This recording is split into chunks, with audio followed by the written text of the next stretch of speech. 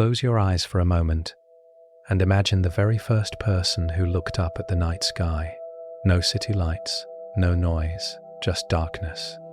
And above it, thousands of tiny points of light. The sky must have felt endless, like standing at the edge of a calm ocean at night.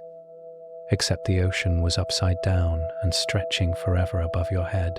And somewhere, in that quiet moment, a simple question would rise. Where did all of this come from? It's such a small sentence, just a few words, but it may be the oldest question humans have ever asked. Long before telescopes, long before rockets, long before science had a name, people told stories to answer it. In ancient Mesopotamia, there were tales of cosmic battles between gods, where the world was shaped from the body of a defeated monster. In ancient Egypt, the universe rose out of a dark, endless sea. In many cultures, the world began from an egg, or a giant tree, or a single word spoken by a creator. Why so many different stories? Because people were trying to make sense of something that felt too big to hold in their minds. When you stand under the night sky, it feels almost heavy. Not heavy like a rock in your hand, but heavy like a thought that stretches farther than you can follow. The stars look small, like grains of salt scattered on black cloth, but each one is a sun.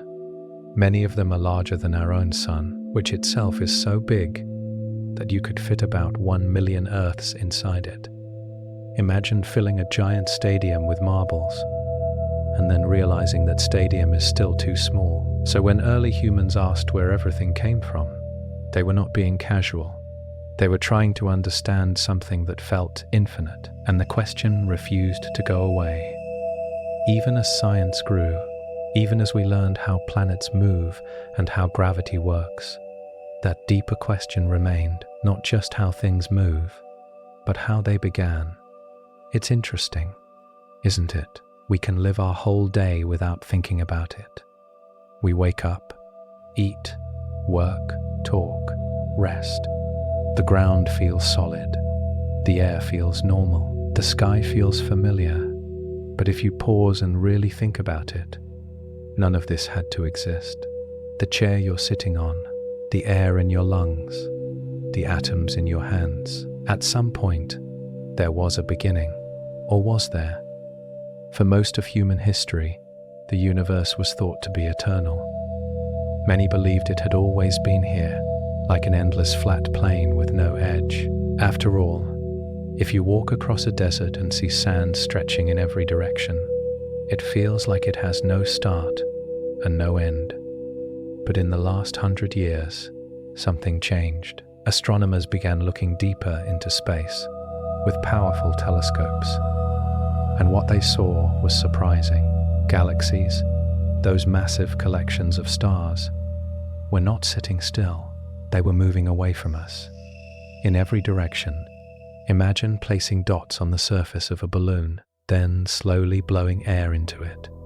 As the balloon expands, every dot moves away from every other dot, not because the dots are running, but because the surface itself is stretching. That simple image began to reshape our understanding of everything. If the universe is expanding now, then in the past, it must have been smaller. And if you rewind that expansion far enough, like reversing a video of the balloon shrinking back down, everything would come closer together, closer, denser, hotter, until all of space, all of matter, all of energy was compressed into something unbelievably small. How small? Small beyond everyday experience. Smaller than a grain of sand. Smaller than a speck of dust floating in sunlight. Smaller than an atom. It's hard to picture something smaller than an atom, because atoms are already so tiny that millions of them could line up across the width of a single human hair. And yet, the idea was that the entire universe, everything we see, everything we are, once existed in a state smaller than that. This idea became known as the Big Bang, but even that name can be misleading. It sounds loud and explosive, like fireworks or thunder. But the beginning of the universe wasn't an explosion in space. It was the beginning of space. And that difference changes everything. Still, before we go there, it's worth sitting with the feeling of the question itself. Why does this question never fade? Why do humans, across thousands of years and cultures, keep returning to it? Maybe because beginnings matter to us. When you meet someone, you ask where they're from. When you read a book, you start at the first page.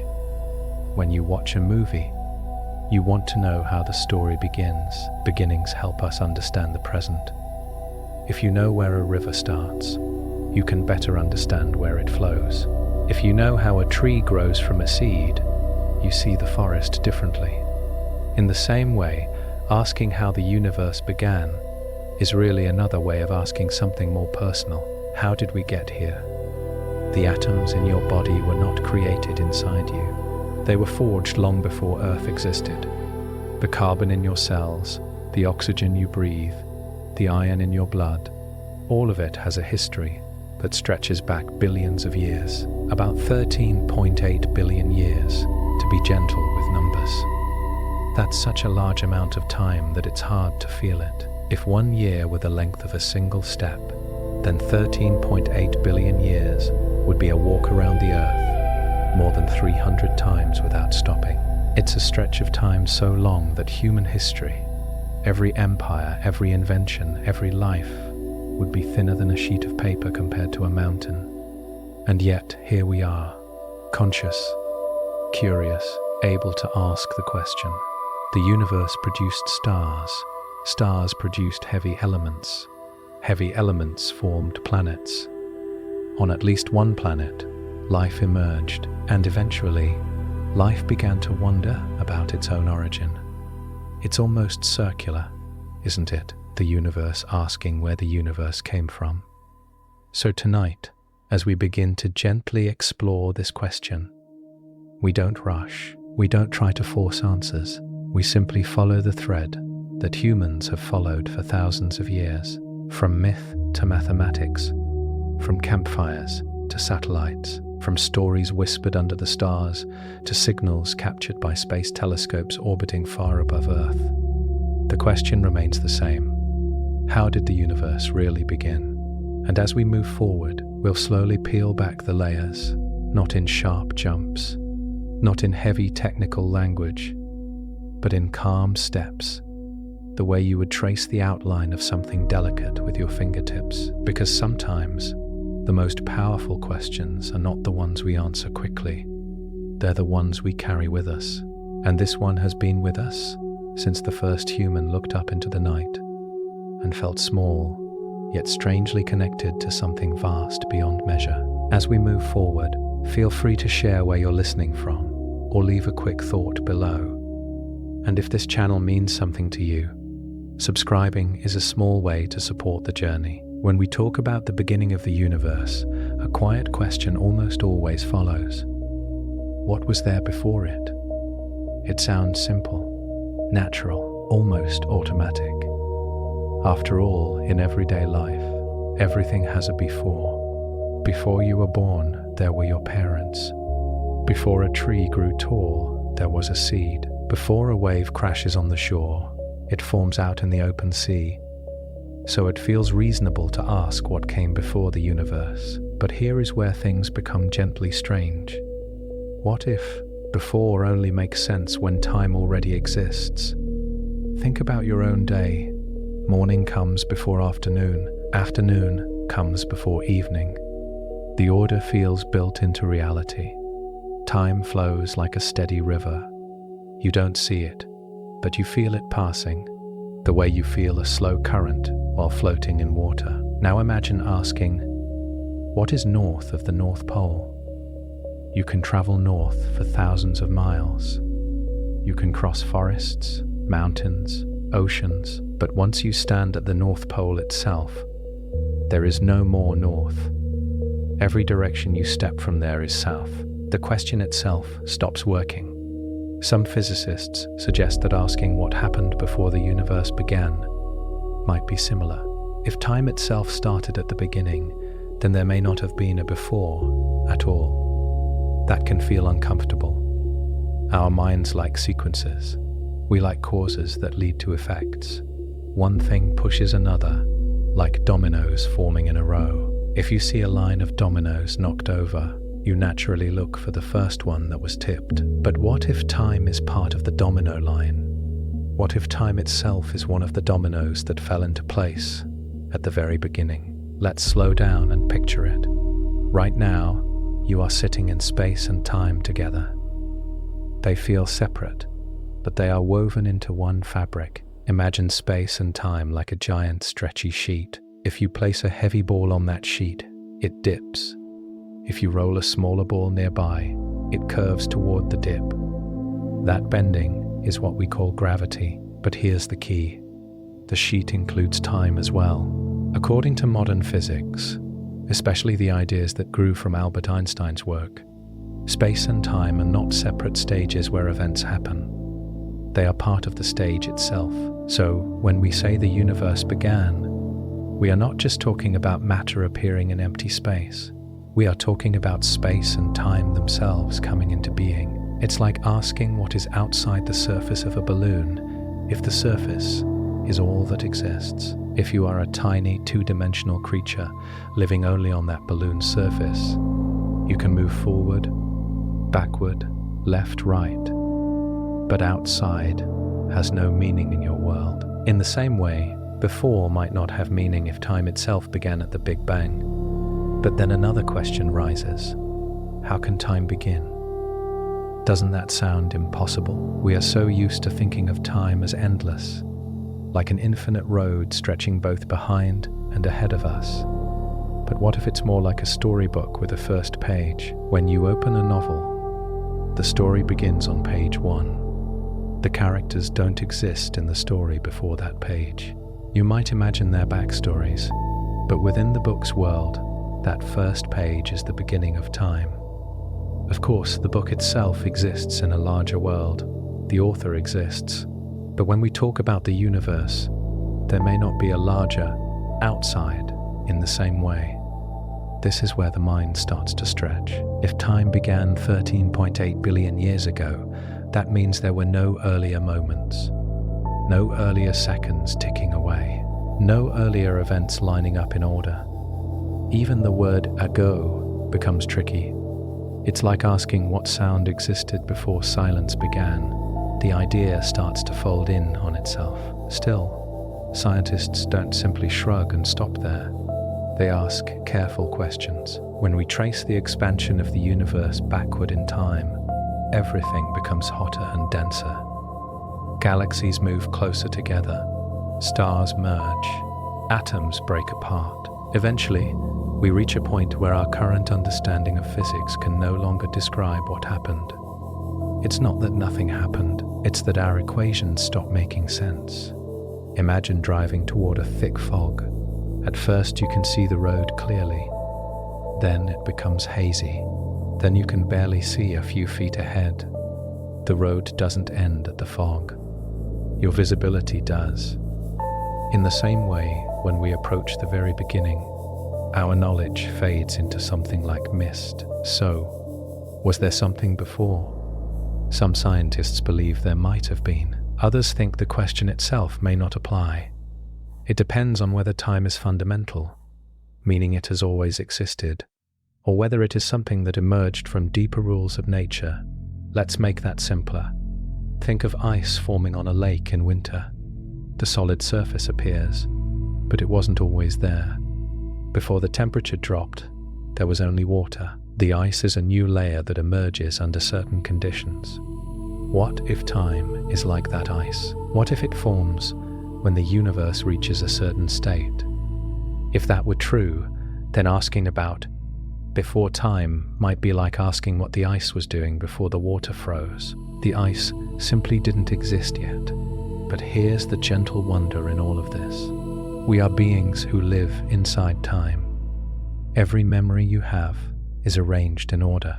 Every thought flows from a previous one. Trying to imagine the absence of time is like trying to imagine seeing without space. Our brains are not built for it, and yet we try that quiet effort to understand something beyond our natural limits. is part of what makes this question so powerful. Was there a before? Maybe. Maybe not. What's clear is that when we approach the beginning, we are not just exploring the birth of stars and galaxies. We are exploring the birth of time itself, and that changes the way we think about everything that followed. In the early 1900s, many scientists believed the universe was still and unchanging. It felt reasonable. When you look at the night sky, the stars do not seem to move. The constellations appear fixed, like tiny pinholes in a dark ceiling.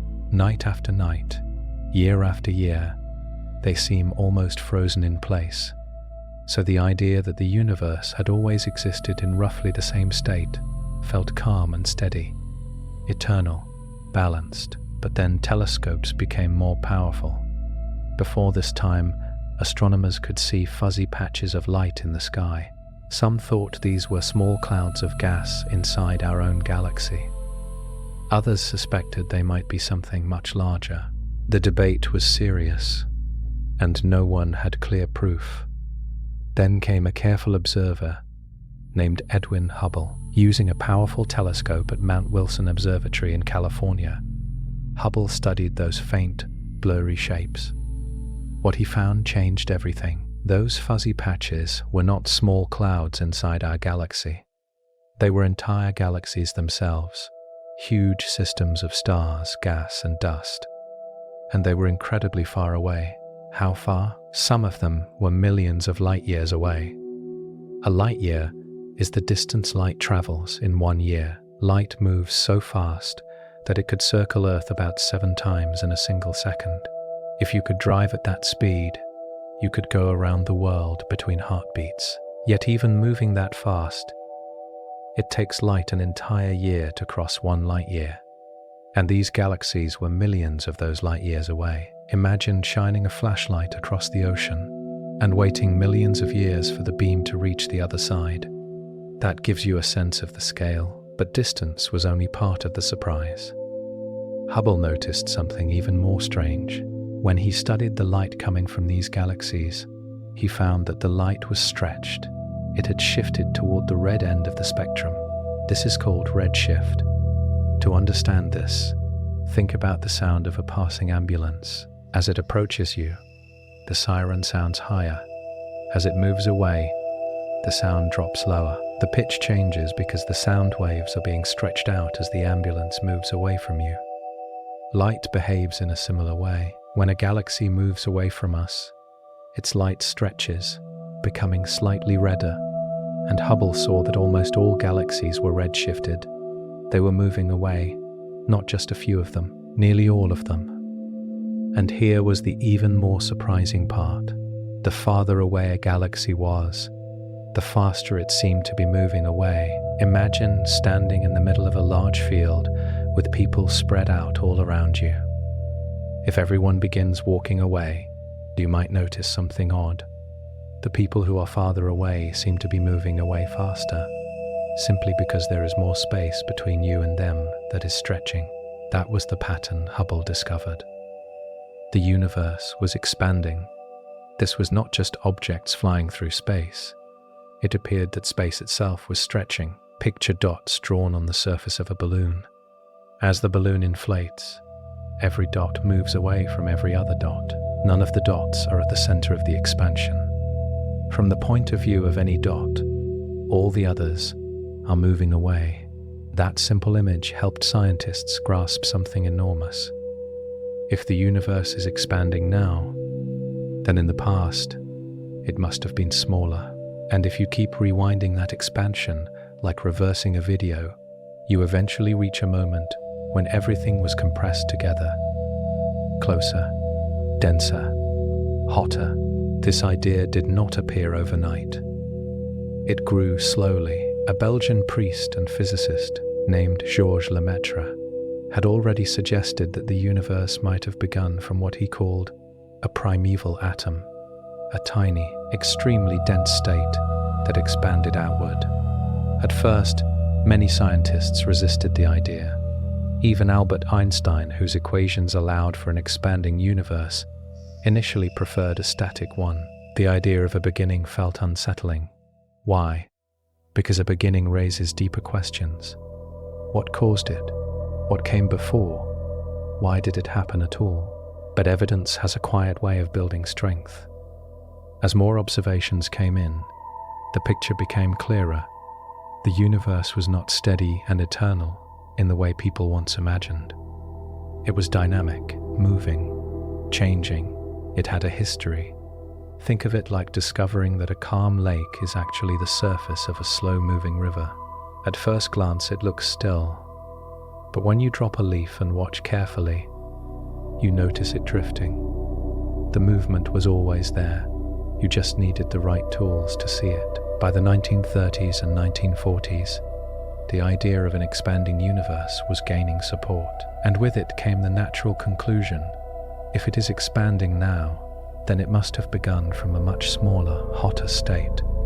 This became the foundation of what we now call the Big Bang Theory. Not a wild guess, not a myth, but a conclusion drawn from careful observation. It's important to notice something here. The Big Bang Theory did not start as a story about a giant explosion. It started as a simple observation. Galaxies are moving away from us, and the farther they are, the faster they move. From that quiet discovery, a whole new view of reality unfolded. Instead of a timeless, unchanging universe, we began to see a cosmos with a past, a universe that was once smaller than it is now. And if it was smaller once, how small did it get? That question would guide scientists deeper toward the earliest moments of existence. But it all began with looking carefully at faint smudges of light in the sky and noticing that they were slowly, steadily drifting apart. A gentle expansion, a universe stretching like a rising loaf of bread in an oven, where raisins move away from each other as the dough swells. And from that simple image, the idea of a cosmic beginning began to take shape. When people hear the words Big Bang, a very specific picture often comes to mind. A giant explosion, a bright flash in the middle of empty space, debris flying outward into darkness.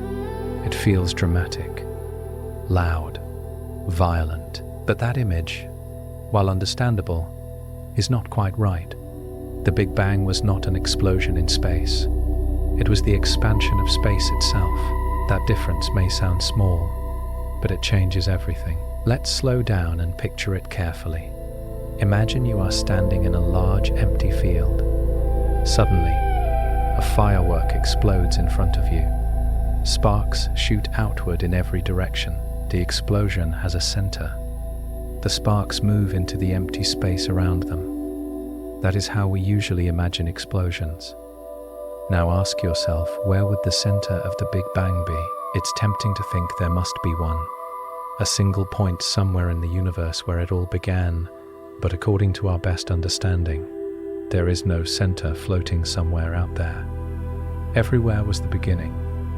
Here's a gentler way to imagine it. Picture the surface of a balloon again. Draw small dots all over it.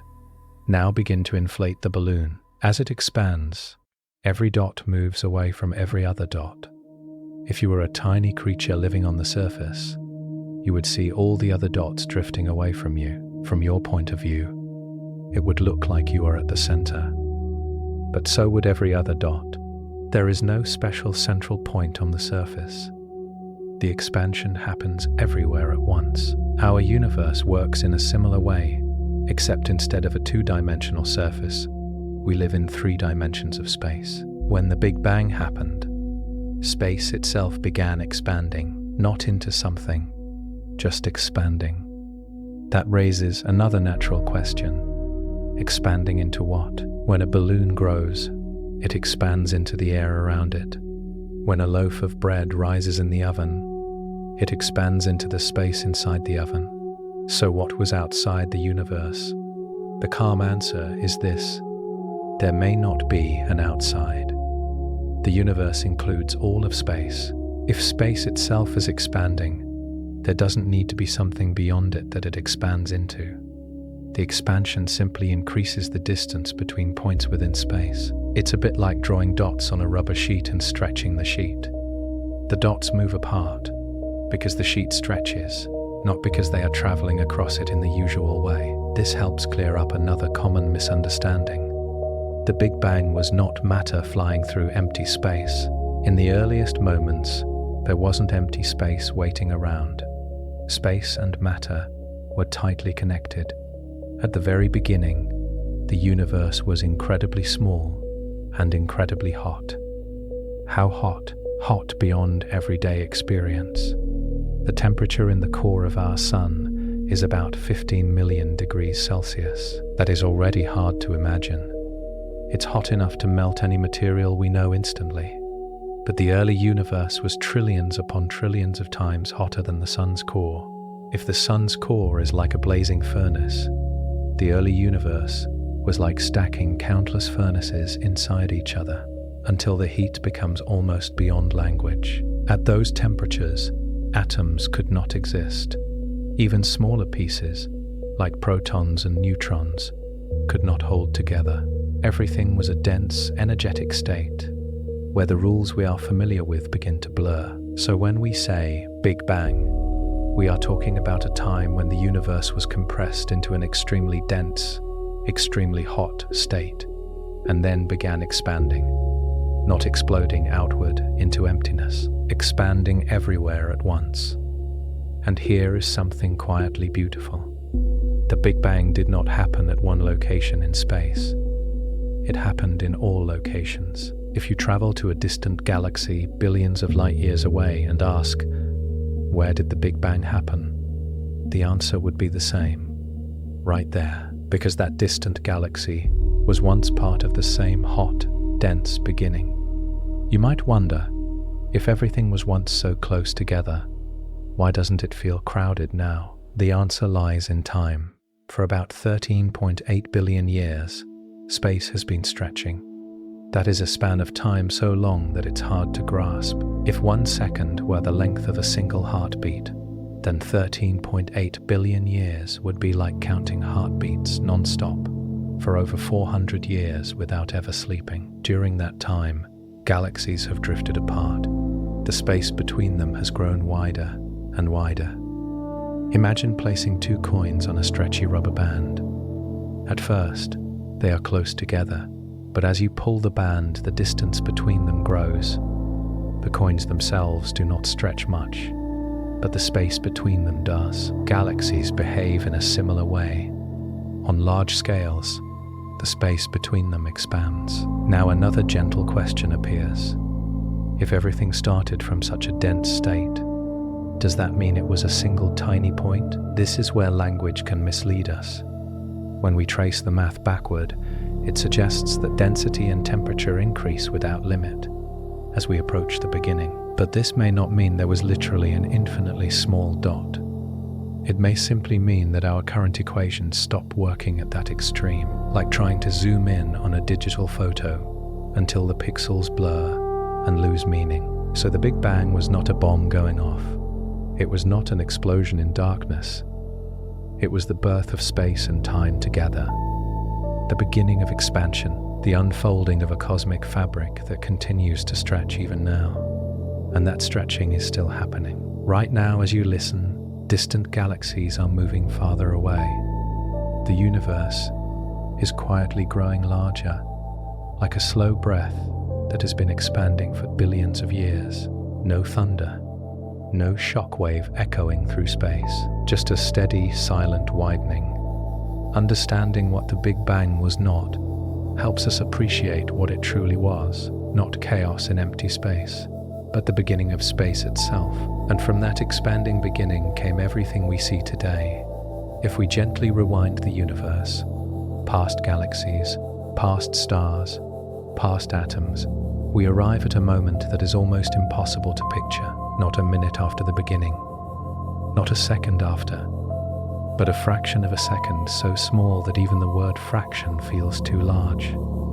There is a unit of time called the Planck time. It is about 1/10 of a trillionth of a trillionth of a second, so small that writing it out would mean placing a decimal point, then 43 zeros, and only then the number 1. Numbers like that can feel empty, So let's make it softer. Imagine snapping your fingers. That snap lasts about 1 second. Now, divide that second into 1 trillion parts, then take one of those parts and divide it into 1 trillion again. And then do that again and again. Even after repeating that process many times, you still would not reach the Planck time. It is so short that light, the fastest thing we know, could not even cross a distance smaller than a tiny fraction of a proton during that time. A proton itself is already so small that millions of them could fit across the width of a human hair. We are talking about a moment so brief that our usual sense of time simply dissolves. In that first fraction of a second, the universe was not filled with stars or light in the way we think of it. It was an extreme state of energy. The temperature was beyond anything we experience today. To compare, the surface of the Sun is about 5,500 degrees Celsius. The core of the Sun is around 15 million degrees. That's hot enough to fuse atoms together. But the early universe, it was trillions upon trillions of times hotter than the Sun's core. If the Sun's core is like standing next to a roaring volcano, the early universe would be like compressing countless volcanoes into a space smaller than a grain of sand and letting them burn all at once. At those temperatures, the familiar building blocks of matter could not exist. Atoms, impossible. Protons and neutrons, torn apart. Even the forces of nature, like gravity and electromagnetism, may not have behaved separately the way they do now. In that earliest moment, the universe was unimaginably dense. Density is how much stuff is packed into a space. For example, a rock is denser than a pillow because more material is squeezed into the same volume. Now imagine compressing all the mass of the observable universe, which contains hundreds of billions of galaxies, each with hundreds of billions of stars, into a space far smaller than an atom. It's like taking every mountain on Earth, every ocean, every building, every living thing, and squeezing it into something smaller than a speck of dust floating in a beam of sunlight. Except on a scale far beyond that, the pressure would have been extreme. Not like deep ocean pressure, which is already heavy enough to crush a submarine if it dives too far, and not like the pressure inside the Earth's core, which is like having thousands of large airplanes stacked on top of you. This was pressure at a level where the very fabric of space and time was curved and twisted in ways we do not fully understand. And here is the gentle truth. Our current physics cannot fully describe this moment. We have two powerful sets of rules that explain much of the universe. One describes gravity and large structures like stars and galaxies. The other describes tiny particles and quantum behavior. But in that first fraction of a second, both sets of rules collide. Gravity was incredibly strong at such small scales, and quantum effects were just as powerful. It's like trying to use two different maps at once, one for the entire planet and one for the inside of an atom, and realizing neither one works properly in that extreme place. So what do we really know about that first fraction of a second? We know the universe was expanding rapidly. We know it was incredibly hot and dense. We know that as it expanded, it began cooling down, just as a hot pan cools when removed from the stove. Think of steam rising from a kettle. At first, it is tightly packed and swirling, but as it spreads into the air, it thins and cools. In a similar way, as the universe expanded, its temperature dropped, not instantly, but steadily. And as it cooled, something important began to happen. Energy started turning into particles. According to Einstein's famous idea, energy and mass are connected. Energy can become matter under the right conditions. In that early universe, conditions were intense enough for pure energy to transform into tiny particles. It's almost like watching water freeze into ice, except instead of liquid turning solid, energy condensed into the first bits of matter. You might wonder, how can something so chaotic lead to the structured universe we see now? That question is natural. In those first moments, the universe was not smooth and perfectly even. There were tiny differences, slight variations in density. Some regions were just a little more packed with energy than others. These differences were incredibly small. So small that if the early universe were the size of the Earth, the variations would be like tiny bumps only a few millimeters high. But those small differences mattered. Over billions of years, gravity would gently pull more matter towards slightly denser areas. Those areas would grow, and eventually, they would become galaxies and stars. So even in that first fraction of a second, the seeds of everything we see today were already present. It's humbling to think about. Before there were planets, before there was light as we know it, before there were atoms, there was a hot, dense beginning that lasted less than the blink of an eye, shorter than any blink that has ever happened. And yet, from that almost invisible slice of time, the entire story of the cosmos began to unfold. A beginning so small it slips through the mind, yet powerful enough to shape everything that followed. After that first tiny fraction of a second, something even more surprising may have happened. The universe didn't just expand. It may have expanded unbelievably fast, faster than light. That sounds impossible at first. We're taught that nothing can move faster than light. Light can circle the Earth about 7 times in a single second. It travels so quickly that if you turned on a flashlight and pointed it at the moon, the beam would reach it in just over 1 second. So how could anything go faster than that? Here is the gentle key. Objects inside space cannot move faster than light through space. But space itself can stretch at any speed. Think again of the balloon.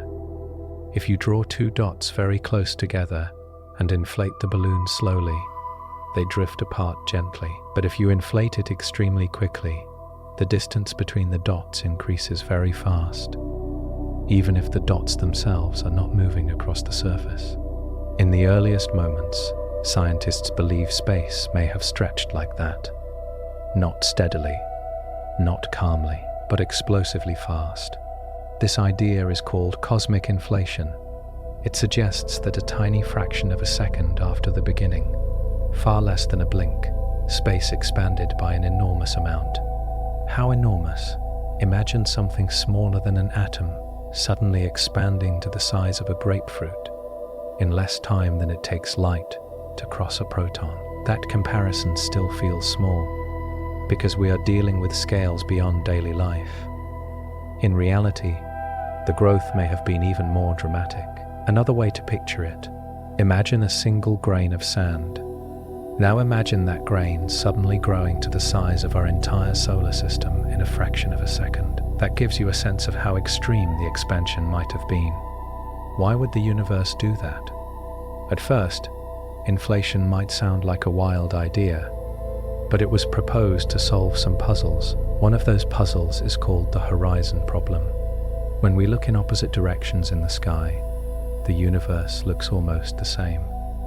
The temperature of space is nearly uniform everywhere, differing only by tiny amounts, like measuring 2 oceans on opposite sides of the planet and finding they are almost exactly the same temperature. But here's the strange part.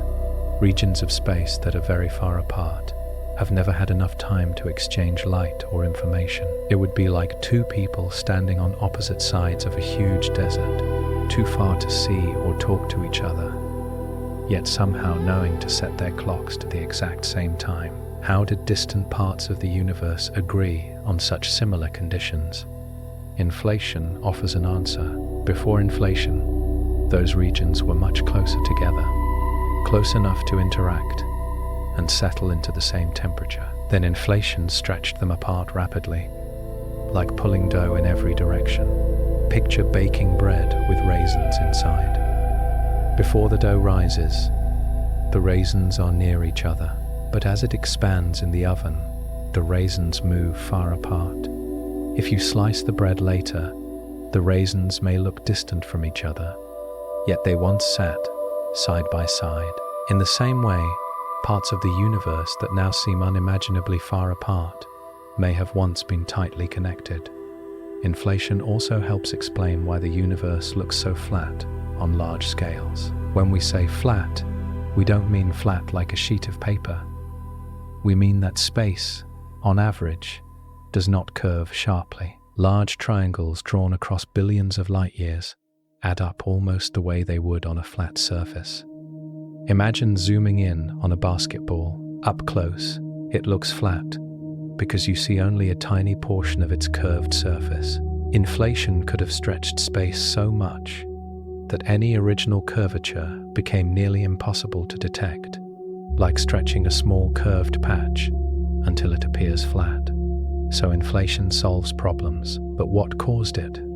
Scientists think it may have been driven by a special form of energy present in the early universe. Not energy like sunlight or heat from a fire. Something more subtle. This energy would have had a strange property. Instead of slowing expansion with gravity, it would push space apart. Normally, gravity pulls things together. Drop a ball, and it falls. Planets orbit stars because gravity holds them close. But this early energy would have acted like a kind of repulsive force on space itself, causing it to expand rapidly. You might wonder, did inflation last forever? No. According to current ideas, inflation was brief, extremely brief. It may have lasted for less than 1/1,000,000th of a trillionth of a trillionth of a second. That's such a short time that if 1 second was stretched to the length of the age of the universe, about 13.8 billion years, then inflation would occupy only a tiny fraction of that imaginary second. And yet, during that tiny window, the universe may have grown from something unimaginably small to something much larger, large enough to set the stage for everything that followed. When inflation ended, the energy driving it would have transformed into particles and radiation, filling the universe with a hot, dense mixture, almost like releasing a compressed spring, where stored energy suddenly turns into motion and heat. This transition would have left subtle imprints, tiny variations in density that later became the seeds of galaxies. So inflation, though brief, may have shaped the large-scale structure of everything we see today. It's remarkable to think about. In a moment shorter than any we can truly imagine, space itself may have expanded faster than light, stretching smooth and flat, planting the earliest patterns that would one day become stars, planets, and life. A burst of expansion, silent and unseen, setting the rhythm for a universe still unfolding. After the burst of inflation slowed down, the universe did not become calm and empty. It was still unbelievably hot. Imagine opening an oven that has been heating for hours and feeling the wave of heat rush toward you. Now multiply that sensation not by 10, not by 1,000, but by numbers so large they almost lose meaning. The early universe was like a glowing sea of energy, hotter than anything we can recreate for more than the smallest instant. At those temperatures, matter as we know it could not exist. No atoms, no molecules, no solid objects. Not even simple building blocks like protons and neutrons were stable at first. Instead, the universe was filled with a kind of particle soup. To understand this, let's shrink our focus. Everything around you is made of atoms. Atoms are made of a nucleus, which contains protons and neutrons, with electrons moving around them. That is already small enough that millions of atoms could line up across the width of a human hair. But protons and neutrons themselves are made of even smaller pieces, called quarks. Quarks are so tiny that we cannot see them directly. If an atom were the size of a large sports stadium, a quark would be much smaller than a grain of sand sitting in the center. In the first moments after inflation, the universe was so hot that quarks were not locked together inside protons and neutrons. They moved freely, along with other particles like gluons, the particles that glue quarks together, and electrons and neutrinos. It was like a boiling ocean, except instead of water molecules, the waves were made of fundamental particles. If you've ever watched water boil, you've seen bubbles rising and swirling. Now imagine something similar happening on a scale smaller than atoms. with particles constantly forming and colliding in a dense, energetic storm. This stage is sometimes called a quark-gluon plasma. Plasma might sound unfamiliar, but you see it every day. Lightning is plasma. The glowing surface of the sun is plasma. It's a state of matter where particles are so energetic that electrons are not bound to atoms. But this early plasma was far more extreme. As the universe expanded, it cooled. Just like steam spreading into the air gradually loses heat, the expanding universe slowly dropped in temperature. Cooling may sound gentle, but it was happening across all of space at once. When the universe was about a tiny fraction of a second old, still far younger than any human experience, it cooled enough for quarks to combine. Quarks began sticking together in groups of 3, forming protons and neutrons. Why 3? That is simply how the rules of nature allow them to combine in stable ways. 3 quarks make a proton, 3 quarks make a neutron. Gluons hold them tightly together, like invisible threads binding small beads into a cluster. This was a major shift. For the first time, stable building blocks of matter began to exist. But the universe was still incredibly hot. So hot that if you could somehow stand there, which of course you could not, the heat would be beyond imagination. Even at 1 second after the beginning, the temperature was around 10 billion degrees. That's hot enough that atomic nuclei could not yet fully form. You might wonder, how can we know this? We cannot travel back in time, but we can recreate small pieces of this early state in powerful particle accelerators. In places like CERN, scientists smash particles together at high speeds. For a brief instant, shorter than a blink, they produce tiny fireballs that behave like the early universe's particle soup. It's like creating a miniature echo of the beginning, inside a machine buried underground. Back in the early universe, as seconds passed, just seconds, the cooling continued.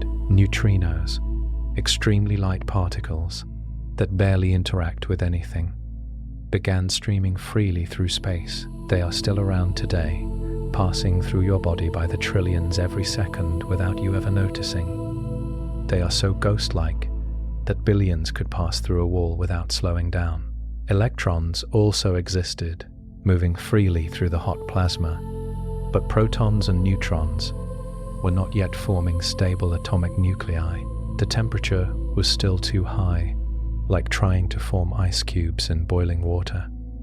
It's important to pause and appreciate how fast everything was happening. Within the first second, the universe had already gone through changes more dramatic than anything in human history. If the entire age of the universe were compressed into a single year, the formation of these first particles would happen in less than the blink of an eye on January 1st. And yet, those tiny events shaped everything that followed. Without quarks combining into protons and neutrons, there would be no atoms.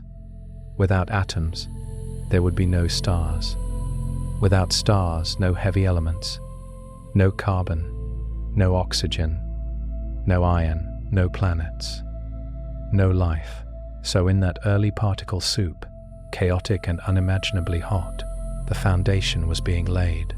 A universe that began as pure energy was now cooling into something structured, energy turning into matter, particles finding stable combinations, a storm slowly organizing into order, and all of it happening in a space that was still expanding, stretching wider with every passing fraction of a second. From that glowing ocean of quarks and gluons, the first true building blocks of matter emerged. Tiny, invisible, simple, yet powerful enough to build galaxies. As the universe continued to cool in those first seconds, something very delicate was unfolding. Energy had begun turning into particles. Quarks formed protons and neutrons. Electrons moved through the hot plasma. The basic pieces of matter were appearing, but there was a problem. For every particle of matter that formed, a twin should also have formed. Its opposite. This opposite twin is called antimatter. Antimatter is not science fiction. It is real, and we can create it in laboratories. For every type of particle, there is an antimatter version with the same mass but opposite electric charge. An electron has a negative charge. Its antimatter partner, called a positron, has a positive charge. A proton has a positive charge. Its antimatter version has a negative charge. Now here is the important part. When a particle of matter meets its antimatter twin, they destroy each other, not violently in the way we imagine explosions, but completely.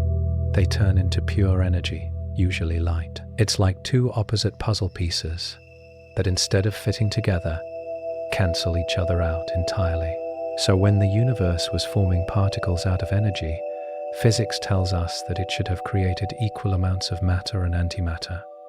Equal amounts. That sounds balanced, fair, symmetrical. But if that had happened perfectly, something strange would follow. Matter and antimatter would have found each other everywhere. They would have annihilated each other. The result would have been a universe filled with light and radiation, but almost no matter left over. No atoms, no stars, no galaxies, no people. So here we are, and that clearly did not happen. There is matter all around us. Your body is made of matter. The earth is matter. The stars are matter. Antimatter is extremely rare in the observable universe. Why? This is one of the deepest mysteries in physics. Somehow, in the early universe, there was a tiny imbalance. For every billion pairs of matter and antimatter particles, there may have been one extra particle of matter. Just one. To picture that, imagine lining up 1 billion blue marbles and 1 billion red marbles, where blue represents matter and red represents antimatter. Now add one extra blue marble. When the universe cooled enough for particles to meet and annihilate, the blue and red marbles would pair up and vanish into light. One blue with one red, over and over again.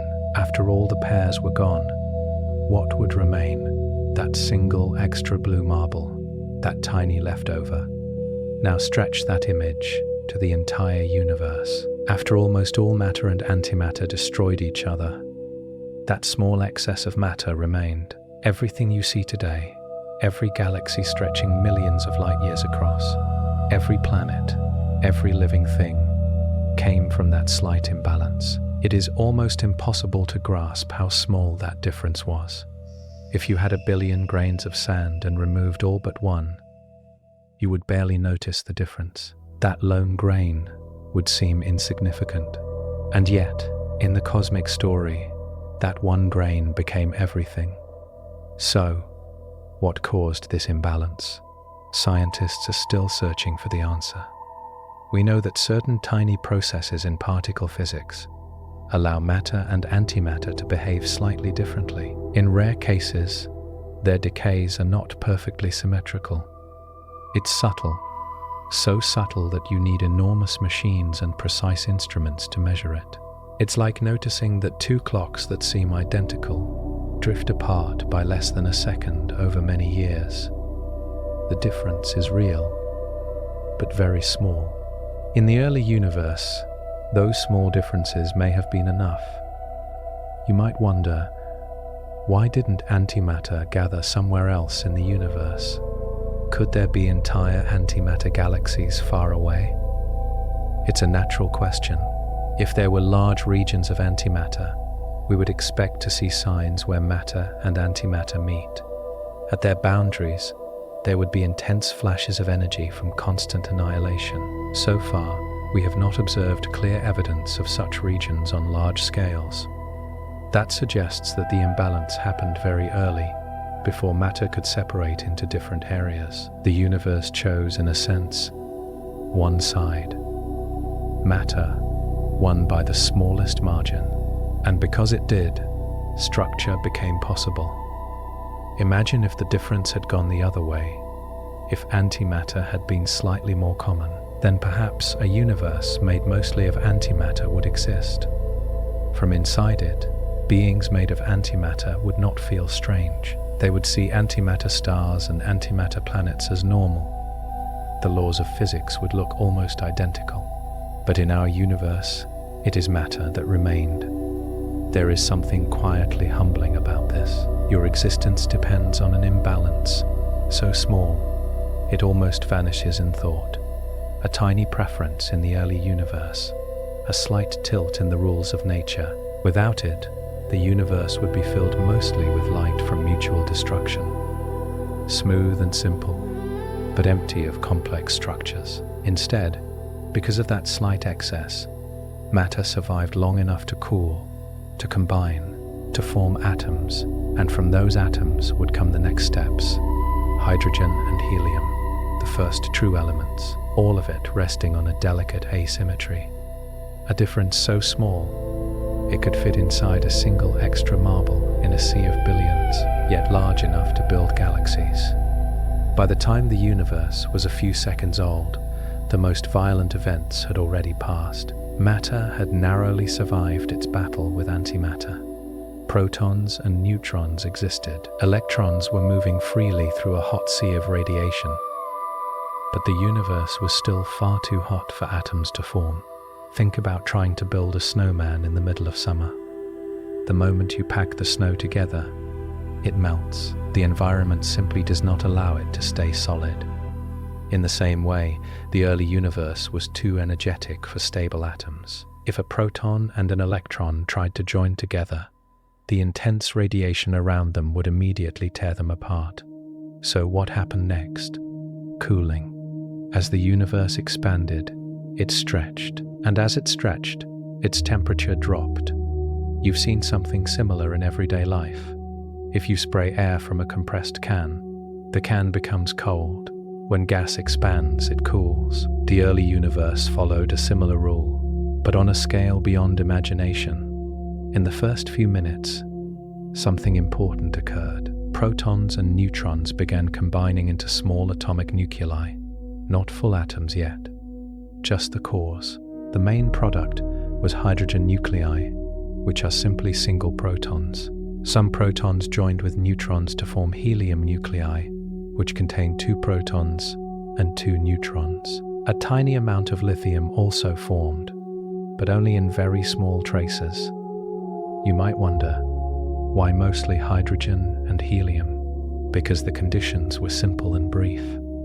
The universe was cooling quickly. There was only a small window of time, just a few minutes, when temperatures were high enough for nuclear reactions, but low enough for nuclei to hold together. It was like having a stove turned on for only a short while. You can heat water, maybe cook something simple, but you do not have time to prepare a complicated meal.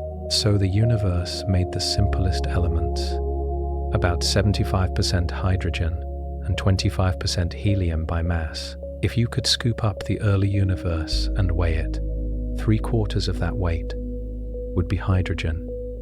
To picture that, imagine filling a large bag with 100 marbles. About 75 would be one color, say blue for hydrogen, and 25 would be red for helium. That simple mixture would dominate for hundreds of millions of years.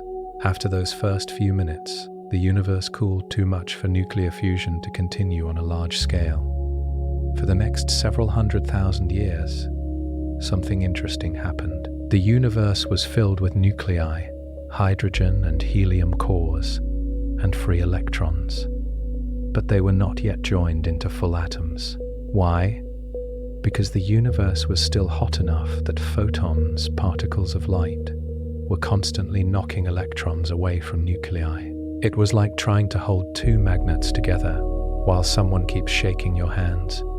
They almost connect, but the shaking pulls them apart again. This created what we might call a fog, a dense, glowing fog of charged particles and light. Light could not travel freely through this fog.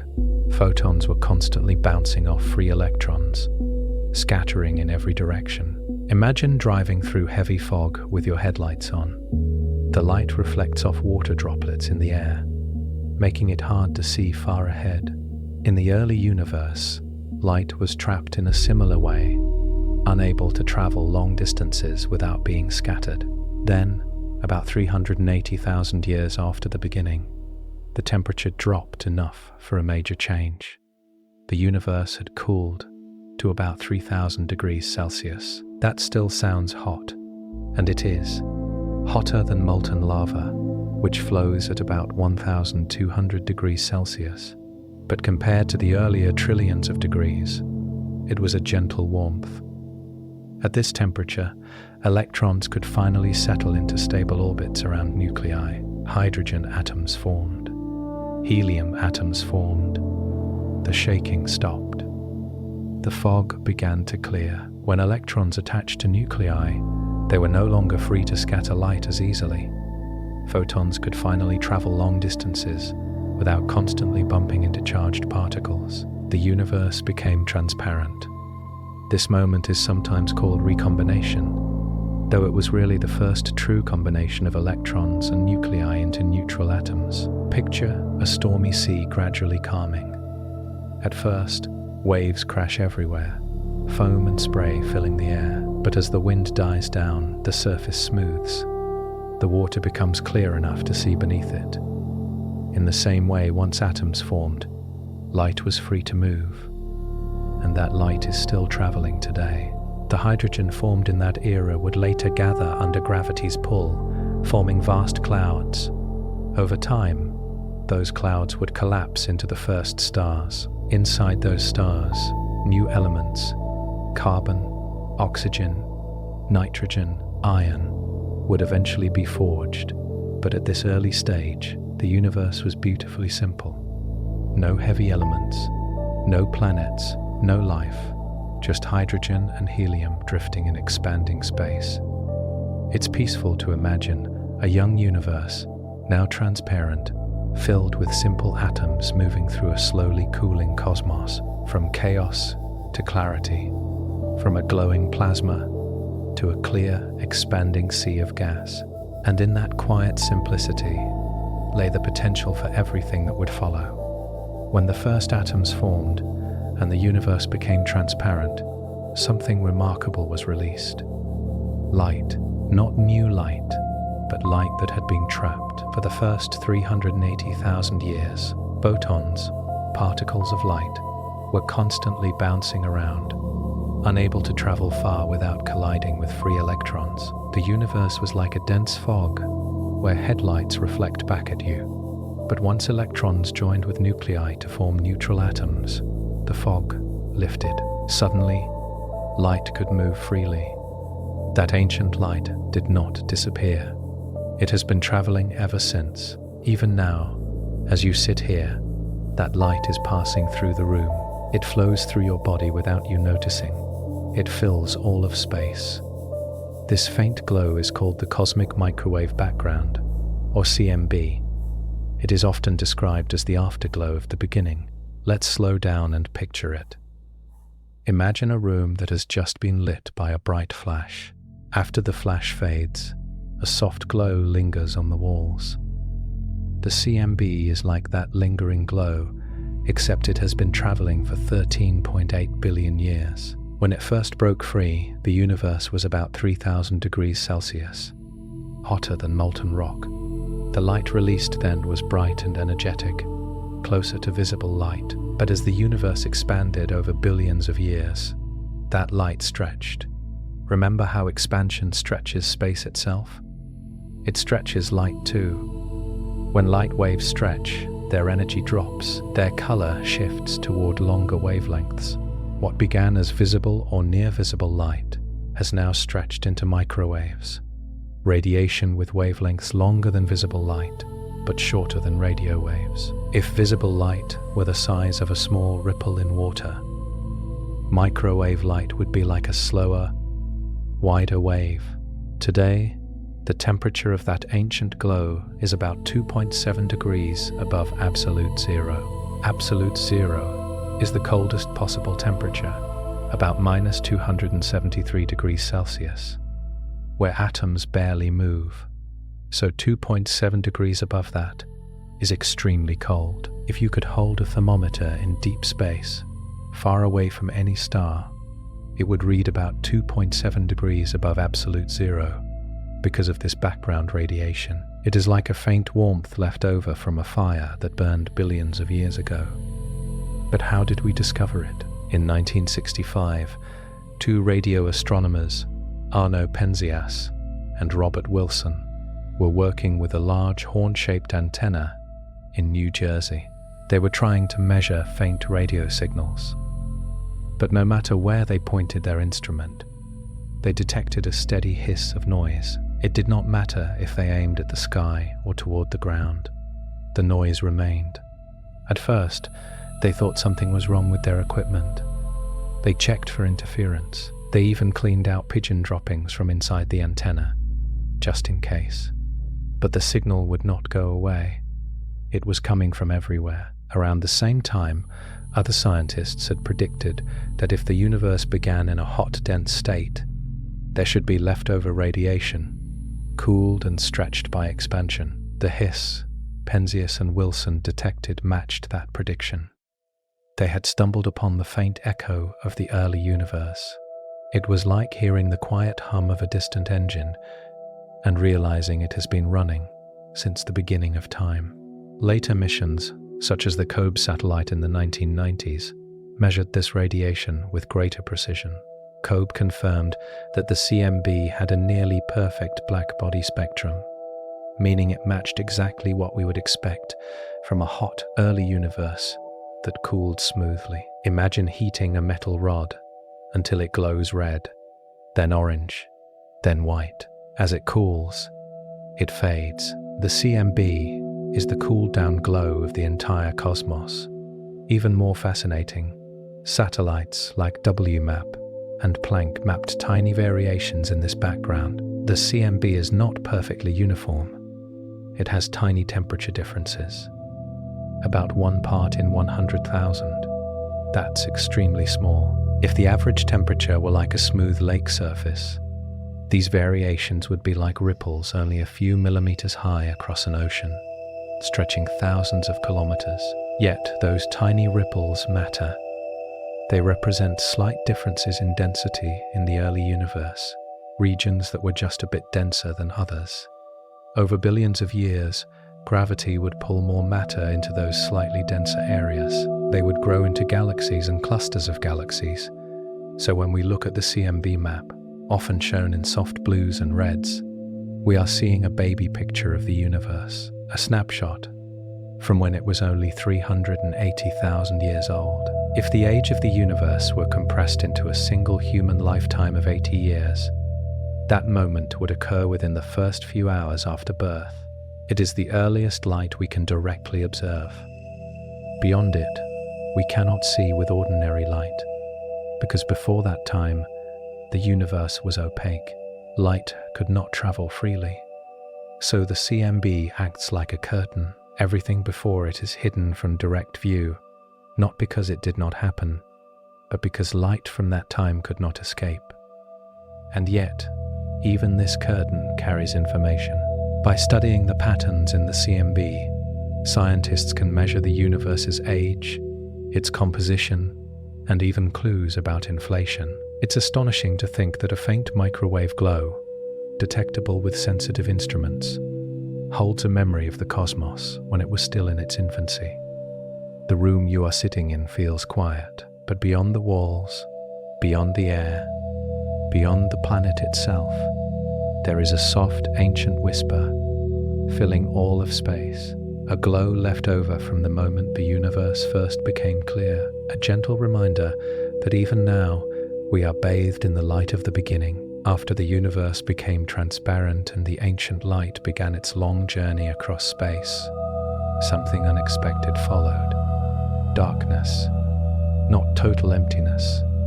Not nothing, but a long, quiet stretch without stars. To understand this, picture the universe at about 380,000 years old. Hydrogen and helium atoms float through space. Light is finally free to travel. The temperature has dropped to about 3,000 degrees Celsius, still very hot, but far cooler than before. Now let time move forward. As the universe keeps expanding, it keeps cooling. The temperature drops further and further, from thousands of degrees to hundreds, from hundreds to tens. Eventually, the average temperature falls below freezing, colder than the coldest winter night on Earth. And still, there are no stars. This period is often called the Dark Ages. It lasted for hundreds of millions of years, hundreds of millions. To picture that length of time, imagine the entire history of modern humans, about 300,000 years, being stretched out. Now multiply that span by more than 1,000. That gives you a sense of how long the universe waited before the first stars ignited. During this time, space was filled mostly with hydrogen gas. Simple, quiet, drifting. If you could somehow be there, safe and protected, you would not see much. There were no galaxies glowing in the distance, no constellations, no bright points in the sky, just darkness, but not silence in the deeper sense, because gravity was at work. Even though the universe looked smooth on large scales, remember those tiny ripples in the cosmic microwave background, the slight differences in density. Some regions had just a little more matter than others, not by much. If the universe were like a calm lake, these differences would be like ripples only a few millimeters high across an entire ocean. But gravity does not need large differences to begin its work. Where there is slightly more matter, gravity pulls a little harder. More gas drifts inward. As more gas gathers, gravity strengthens. Slowly, gently, these regions grow denser. Imagine mist in a valley at dawn. At first, it seems evenly spread, but if there is a small dip in the land, the mist collects there more thickly. Over time, the dip fills with denser fog. The early universe behaved in a similar way. Hydrogen gas began clumping together in regions where gravity had a slight advantage, but this was not fast. Gravity is the weakest of the fundamental forces. It works patiently. If you drop a coin, gravity pulls it down quickly on Earth, but on cosmic scales, pulling together clouds of gas that stretch across light years. Gravity takes time, a lot of time. Imagine trying to gather a thin cloud that stretches across a distance so large that light would take years to cross it. Light travels nearly 300,000 kilometers in 1 second, enough to circle Earth 7 times. And yet, crossing a light year takes an entire year at that speed. These gas clouds were many light years wide. Gravity had to pull matter across those vast distances, so for millions and then hundreds of millions of years, the universe slowly organized itself. During the Dark Ages, there were no heavy elements, no carbon, no oxygen, no iron.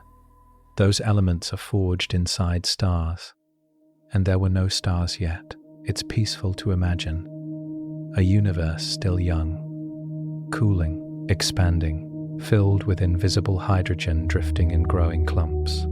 If you could stand somewhere in that era, you would not see your hand in front of you. There was no nearby light source. The only glow would be the faint, stretched microwave background, far too weak for human eyes. It would be like floating in a vast, dark ocean at night, with no moon and no shore in sight. And yet, inside that darkness, something important was building. The clumps of gas were becoming denser. As gravity pulled material inward, the gas in the center of these clumps began to compress. When gas compresses, it heats up. You can feel a small example of this if you quickly squeeze air in a pump. The metal warms in your hand. Now imagine compressing a cloud of hydrogen gas that is trillions upon trillions of kilometers across. As gravity squeezes it, the center becomes hotter, denser, more compact. Eventually, in some regions, the pressure and temperature would become extreme enough to trigger nuclear fusion, but that moment had not yet arrived. During the Dark Ages, the universe was preparing. It's easy to think of darkness as empty or inactive, but in this case, darkness was a quiet waiting room. The stage was being set. Gravity was gathering the first fuel. Tiny fluctuations were growing into structures that would one day shine. And while there were no stars to light the sky, the laws of physics were steadily shaping what would come next. It's almost comforting to know that even in long stretches of darkness, change can be happening beneath the surface. For hundreds of millions of years, the universe waited, cooling, expanding, drawing matter together. And in that deep, patient darkness, the first sparks of light were beginning to prepare for their entrance. For hundreds of millions of years, the universe remained dark. Hydrogen gas drifted through expanding space. Gravity slowly gathered it into thicker regions, like mist collecting in a valley. The process was patient, no sudden flashes, no dramatic bursts, but eventually, in some of those growing clumps, something reached a breaking point. As gravity pulled more and more gas inward, the center of each cloud became denser, and as it became denser, it became hotter. You felt a small version of this in everyday life. If you rub your hands together quickly, they warm up. Motion creates heat. Compression does the same. When gas is squeezed tightly, its particles move faster, and temperature rises.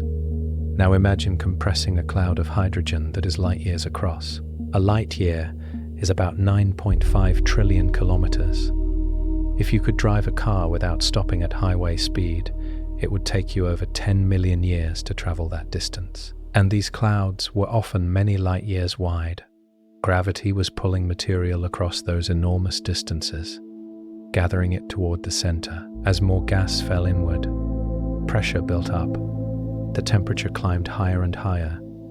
At first, it may have been only thousands of degrees, then tens of thousands, then millions. When the core temperature reached around 10 million degrees Celsius, about as hot as the center of our sun today, something extraordinary happened. Hydrogen nuclei began to fuse together. Fusion is the process that powers stars. Two hydrogen nuclei collide and combine to form helium, releasing energy in the process. But this does not happen easily. Hydrogen nuclei both carry positive electric charge, so they naturally repel each other. It's like trying to push together two strong magnets with the same pole facing. They resist. Only under extreme pressure and temperature can they be forced close enough for the strong nuclear force to bind them. Inside those collapsing gas clouds, the pressure finally became high enough, and then the first stars ignited. It was not like a match being struck in the dark. It was more like a slow awakening.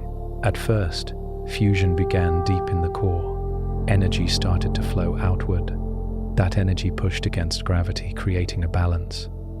Gravity pulled inward, fusion pushed outward. When those forces balanced, a star was born. Imagine a tug of war where both sides pull with equal strength. The rope holds steady in the center. A star exists in a similar balance for most of its life. These first stars were not like our sun. They were enormous because the early universe contained only hydrogen and helium. There were no heavier elements to help cool collapsing gas clouds. Without efficient cooling, the clouds did not break into small pieces as easily. Instead, they formed very large masses. Some of these first stars may have been 100 times more massive than our sun. Some models even suggest stars hundreds of times the sun's mass. To picture that, if the sun were the size of a basketball, some of the first stars would be the size of a small car. And more mass means stronger gravity in the core. Stronger gravity means higher pressure and temperature. Higher temperature means fusion happens much faster. As a result, these first stars burned brightly, but briefly. Our sun is about 4.6 billion years old and will likely shine for about 10 billion years total. That's a long, steady life. But the first stars lived fast and died young. Some may have lasted only a few million years. Compared to the sun's lifespan, that's like a candle that burns out almost as soon as it's lit. When these massive stars ran out of hydrogen fuel, their cores collapsed. The balance between gravity and fusion broke. And then came powerful explosions, supernovae. These explosions were far brighter than entire galaxies for a short time. They scattered newly formed elements into space, because inside those stars, something new had happened.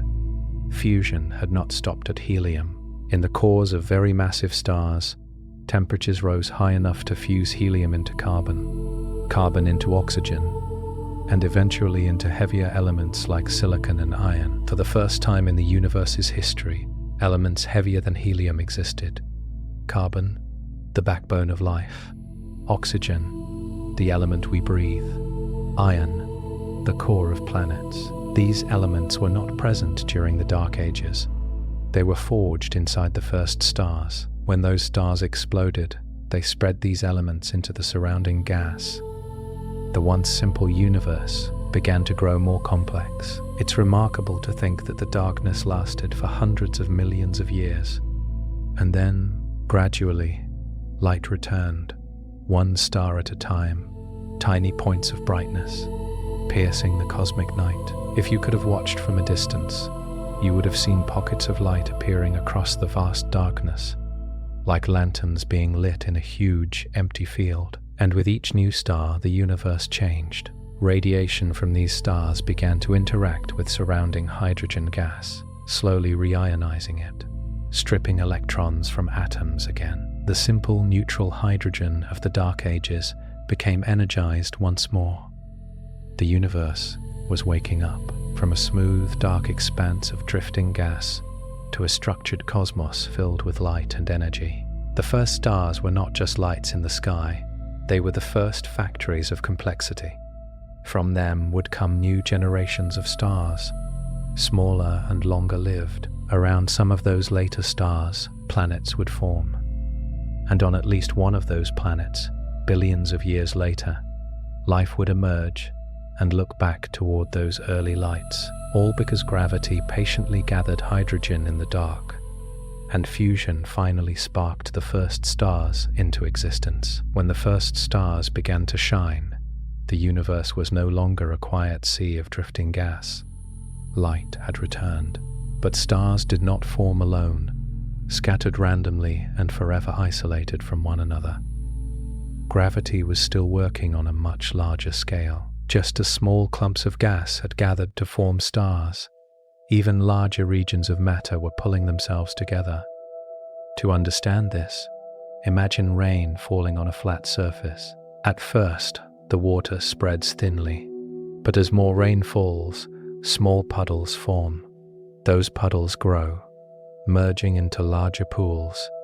Eventually, the water gathers into streams. In the early universe, stars were like the first droplets, but gravity was drawing matter into enormous structures, vast pools of gas, stars, and unseen material. These were the first galaxies. A galaxy is not just a cluster of stars.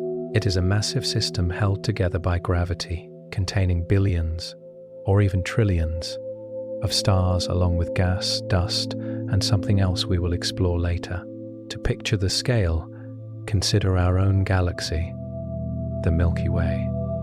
The Milky Way is about 100,000 light-years across. Light travels so fast, it could circle Earth 7 times in 1 second. Yet crossing the Milky Way from one side to the other would take light 100,000 years. If you could somehow travel at the speed of light, which we cannot, and begin at one edge, your journey would not finish until long after recorded human history had passed, and the Milky Way is just one galaxy. In the early universe, galaxies did not appear fully formed like the elegant spirals we see in photographs today. They began as smaller clumps of matter that merged and collided over time. Picture small towns gradually joining into cities as roads connect them, or snowballs rolling down a hill, gathering more snow and growing larger with each turn. Gravity pulled smaller structures together. As they merged, their stars mixed, their gas combined, and their shapes changed. Some early galaxies were irregular, messy, uneven, still settling into balance. Over time, many developed rotating disks, forming spiral arms. Others became large, round, elliptical galaxies, packed with older stars, Y-spirals.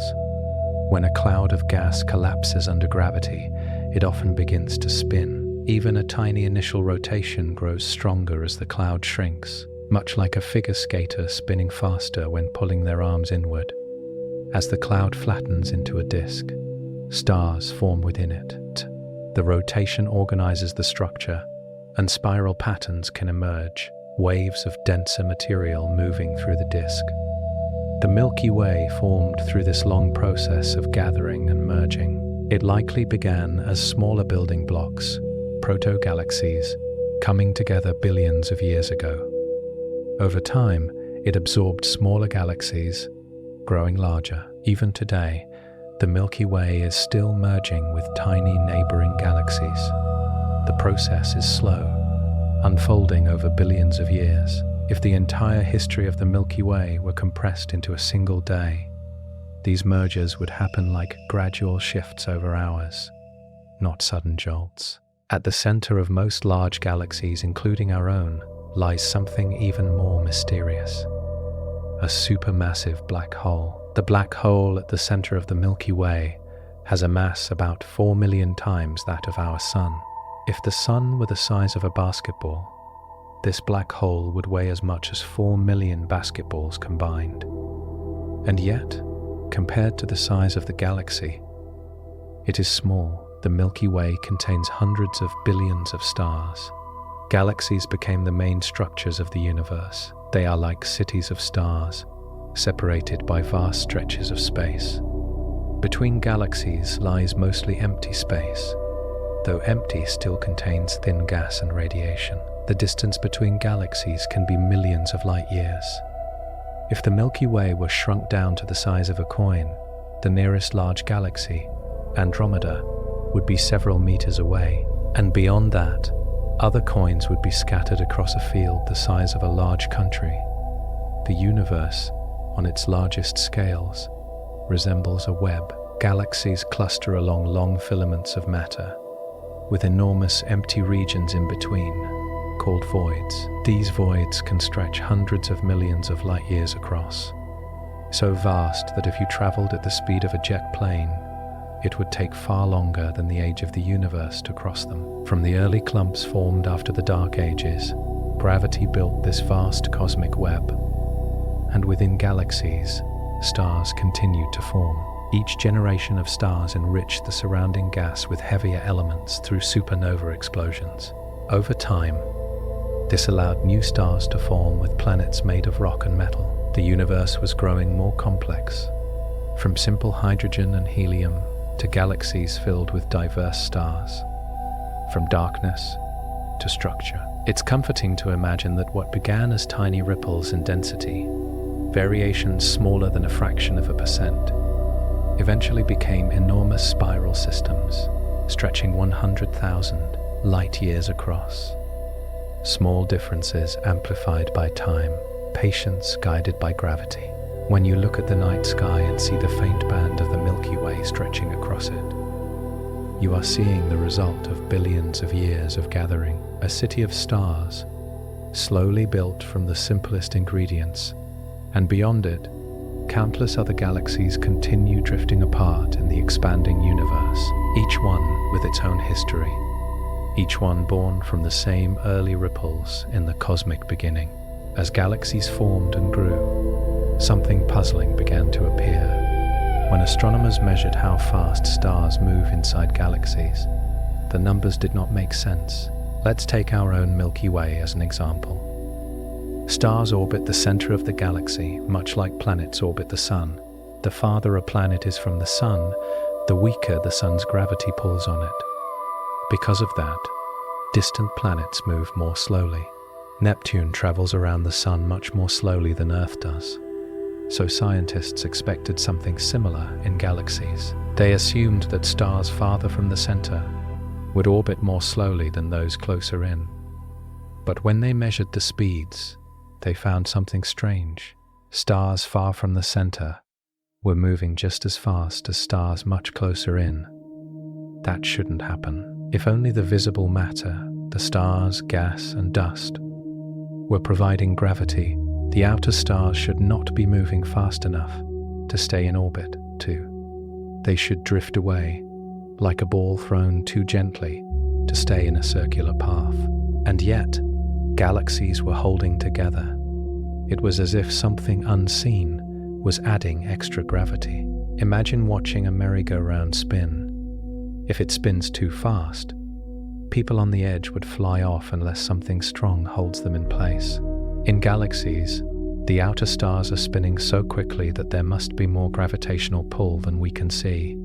So what is providing that extra pull? Scientists call it dark matter. Dark does not mean evil or mysterious in a dramatic sense. It simply means it does not emit light. It does not glow, reflect, or absorb light in the way normal matter does. We cannot see it directly, but we can see its effects. It's a bit like wind. You cannot see the wind itself, but you see trees bend and leaves move. From those motions, you know the wind is there. In the same way, the motions of stars reveal that something invisible surrounds galaxies, and not just a little bit. Measurements suggest that dark matter makes up about 5 times more mass than ordinary matter. To picture that, imagine a galaxy as an iceberg. The bright stars we see would be like the tip above water. The much larger mass hidden beneath the surface, about 5 times as much, would be dark matter. Galaxies seem to sit inside enormous halos of dark matter. These halos extend far beyond the visible edges of galaxies. If the Milky Way's visible disk is about 100,000 light-years across, its dark matter halo may extend several 100,000 light-years or more. It's like a faint, invisible sphere wrapping around the galaxy, holding it together. Dark matter was also important much earlier. Remember those tiny ripples in density after the Big Bang? Dark matter likely began clumping even before ordinary matter could, because it does not interact strongly with light. It was not slowed down by radiation in the early universe. While normal matter was tightly linked with light, scattered and pushed around, dark matter could quietly gather under gravity. Think of it like sand sinking through water.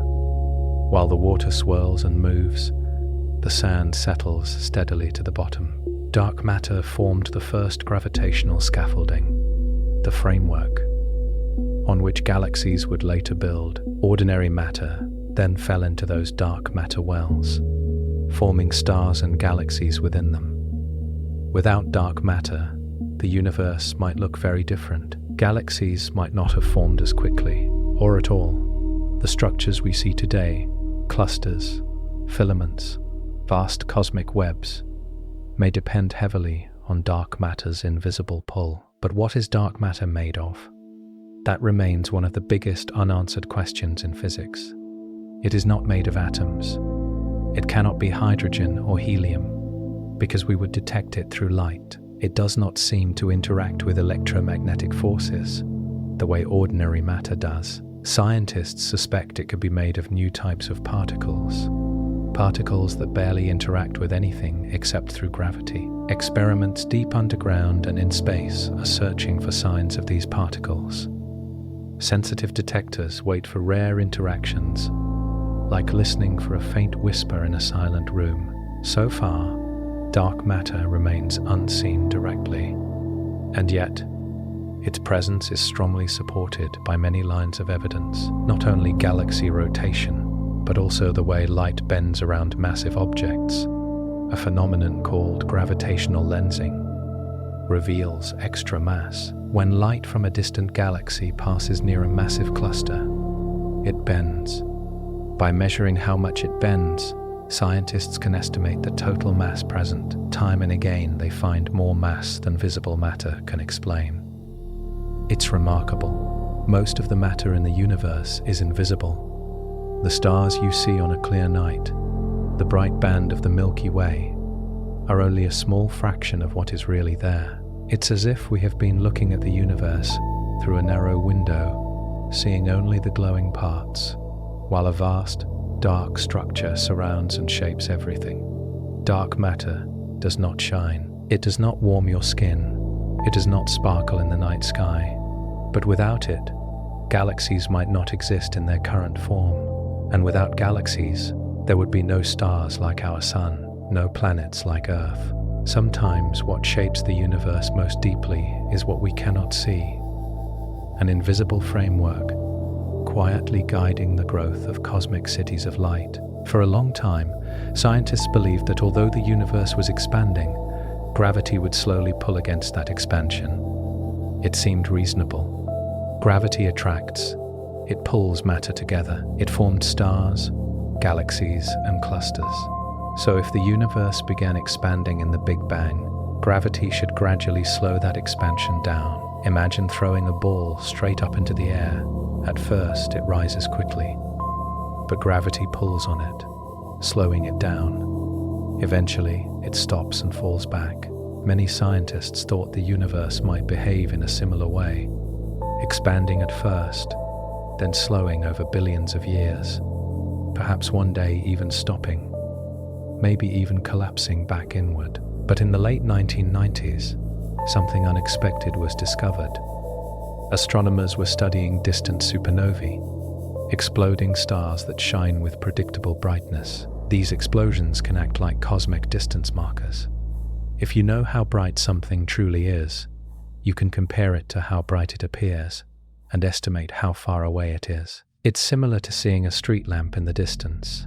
If you know how bright it normally is, you can tell whether it's nearby or far away by how faint it looks. When scientists measured very distant supernovae, they expected to see signs that expansion had slowed in the past. Instead, they found the opposite. The expansion of the universe is speeding up, not slowing down, speeding up. That was surprising. It's as if you threw a ball into the air, and instead of slowing down and falling, it suddenly began rising faster and faster on its own. Something was pushing space apart. This mysterious effect is called dark energy. Just as dark matter is invisible, but exerts gravitational pull, dark energy is invisible but appears to drive cosmic acceleration. We do not see it directly, but we see its effect in the way galaxies move away from each other. And it is not a small effect. Measurements suggest that about 68% of the total energy content of the universe is dark energy. Let that settle gently. Only about 5% of the universe is ordinary matter, the atoms that make stars, planets, and people. About 27% is dark matter, and the largest portion, around 2/3, is dark energy. If the universe were a pie divided into 100 slices, only 5 slices would be the familiar matter we know. The rest would be mostly invisible and mysterious. So what is dark energy? One possibility is that it is a property of space itself. Even empty space may not be truly empty. Quantum physics suggests that space has a tiny amount of energy built into it. If space has energy, and more space is constantly being created as the universe expands, then that energy adds up. As space grows, dark energy grows with it. Imagine stretching a rubber sheet that has a faint but constant tension built into it. The more you stretch it, the more total tension exists across its surface. In this way, dark energy could cause expansion to accelerate. The farther galaxies are from each other, the more space lies between them. And as space grows, the push from dark energy grows stronger. On small scales, within galaxies, gravity is strong enough to hold things together.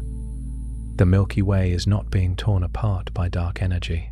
Neither is our solar system. If you stand on Earth, you will not feel space expanding beneath your feet. The effect only becomes noticeable across vast distances, between galaxy clusters, separated by millions of light years. But over billions of years, this acceleration changes the future of the universe. If expansion continues accelerating, distant galaxies will move farther and farther away. Eventually, they may recede so quickly that their light can no longer reach us. Imagine standing on a shoreline as boats drift away. At first, you can see them clearly. As they move farther out, they become smaller. Eventually, they disappear beyond the horizon. In a similar way, far future observers in our galaxy might see only the Milky Way and a few nearby companions. The rest of the universe could drift beyond view. It's a quiet thought. The universe began in a hot, dense state. It expanded. Gravity-shaped structure. Stars and galaxies formed. And now, expansion is accelerating. Dark energy seems to be shaping the large-scale destiny of the cosmos. Will it continue forever? That depends on the nature of dark energy. If it remains constant, expansion will go on accelerating gently, thinning out matter over unimaginable spans of time. If it grows stronger, it could lead to a more dramatic end, though current evidence suggests a steady acceleration rather than something extreme. But here's something comforting. On human timescales, nothing changes in a noticeable way. The acceleration is incredibly slow compared to daily life. If you could measure the increase in distance between two galaxies, millions of light years apart, it would grow by only tiny fractions over a year, far too small to notice without precise instruments. The universe moves at a pace that feels calm and steady, yet beneath that calm lies a deep mystery, an unseen energy filling space, a force shaping the expansion of everything. Just as dark matter built the scaffolding for galaxies, dark energy now influences the vast future of the cosmos. The story of the universe is not just about its beginning. It is also about how it continues to change. And right now, space itself is slowly, steadily stretching faster than ever before. When we imagine the beginning of the universe, it is natural to picture a starting point, a first moment, a beginning from nothing. But what if the Big Bang was not the absolute beginning? What if it was a transition, a bounce? To understand this idea, let's think about something simple. Imagine throwing a rubber ball down toward the floor. It falls, speeds up, and then hits the ground. For a brief instant, it compresses. Then it rebounds and rises again. From a distance, you might focus only on the upward motion after the bounce. But that upward motion was not the true beginning. It was the result of a collapse that came before. Some scientists have wondered whether the universe might work in a similar way. Instead of starting from a single creation event, perhaps our expanding universe was once contracting. Imagine the cosmos shrinking, galaxies drawing closer together, space itself compressing. As it shrank, temperatures would rise, density would increase, everything would grow hotter and more compact, just as running the expansion backward suggests. Eventually, instead of collapsing into a true point of infinite density, a singularity, something might prevent total collapse. And then, like a compressed spring releasing, the universe could bounce and begin expanding again. This idea is often called the Big Bounce. It suggests that what we call the Big Bang might have been the rebound from a previous universe, a cycle rather than a one-time event. This concept is not new. For centuries, people have imagined cyclic universes, cosmoses that expand and contract endlessly, like breathing in and out. But modern physics gives the idea a more precise shape. One of the motivations for a bounce comes from the problem of the singularity.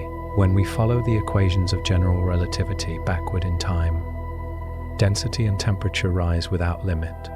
The math suggests a point where everything becomes infinitely dense, but infinities in physics often signal that something is incomplete. Think of dividing a number by 0. The result shoots toward infinity, but that does not mean something physically infinite has appeared. It usually means the model no longer applies. So some scientists ask, maybe instead of reaching infinite density, new physics takes over at extremely small scales, at densities far beyond what we can test. Quantum effects of gravity might become important.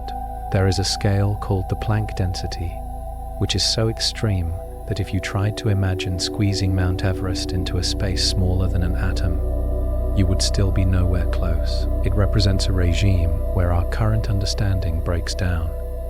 In some theories, quantum gravity effects create a kind of pressure that resists further compression. Imagine trying to compress a spring beyond a certain point.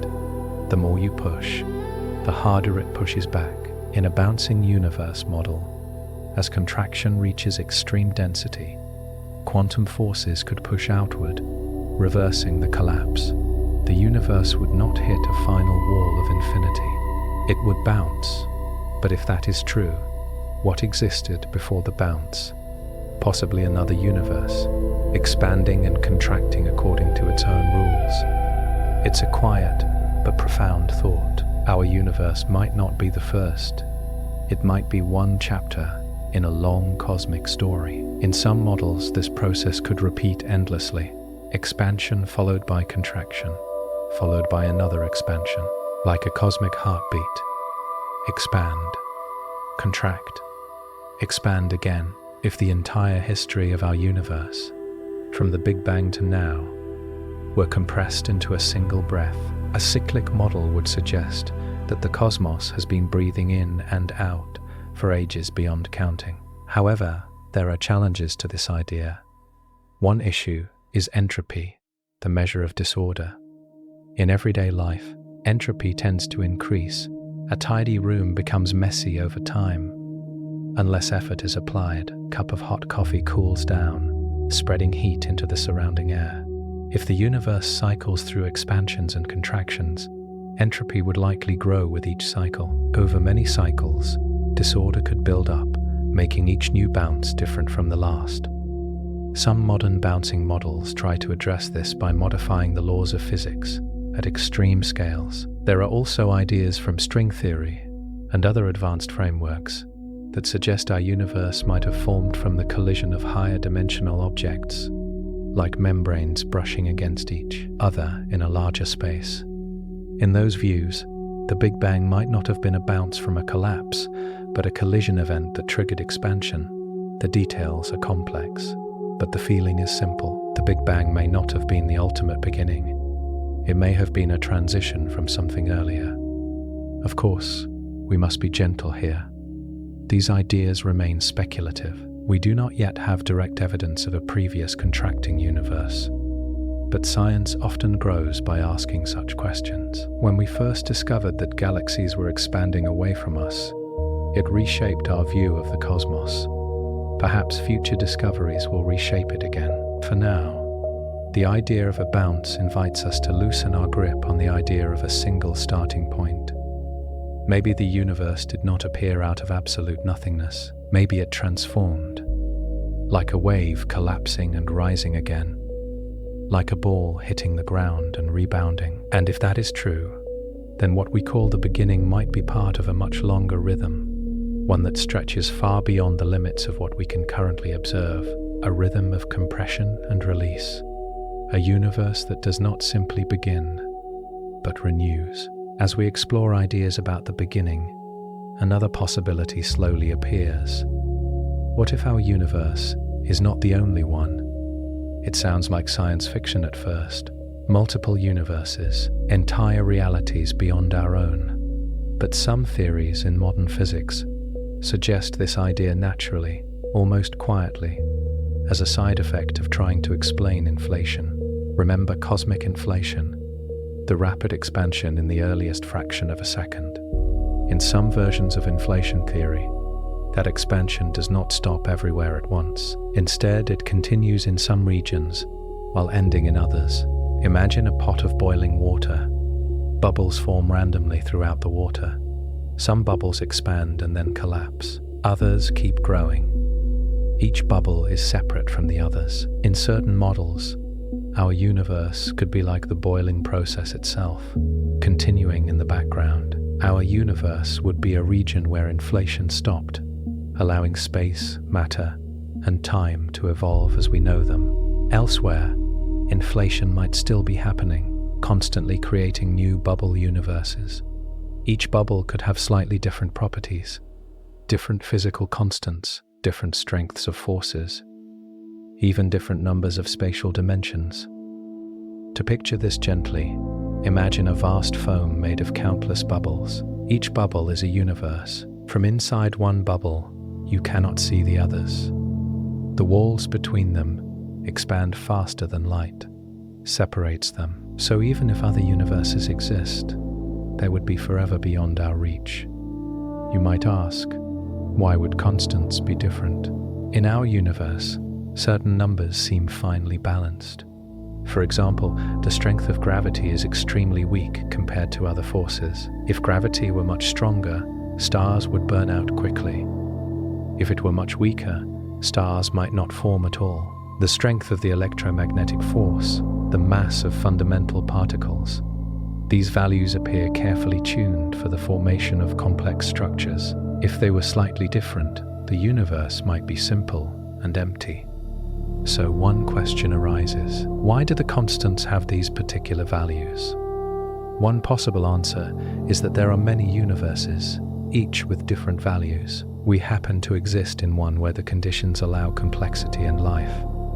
It's similar to planting thousands of seeds across many fields. Some fields may be too dry, some too wet, but in the fields with just the right balance, plants grow. In a multiverse scenario, most universes might be barren, unable to form stars or stable matter. Only a small fraction might support the kind of structure we see. This idea does not remove mystery, it shifts it. Instead of asking why our universe has these values, we ask why this larger multiverse exists at all. Still, it offers a possible explanation for fine-tuning. There are also other versions of the multiverse idea. In quantum mechanics, particles can exist in multiple possible states until measured. Some interpretations suggest that all possible outcomes of quantum events actually occur in separate branches of reality. In that view, reality constantly splits into different histories, like a tree growing new branches at every moment. That idea is more abstract, but it shares a common theme. Our universe may not be the only version of reality. Of course, there is a challenge. How could we ever test such an idea?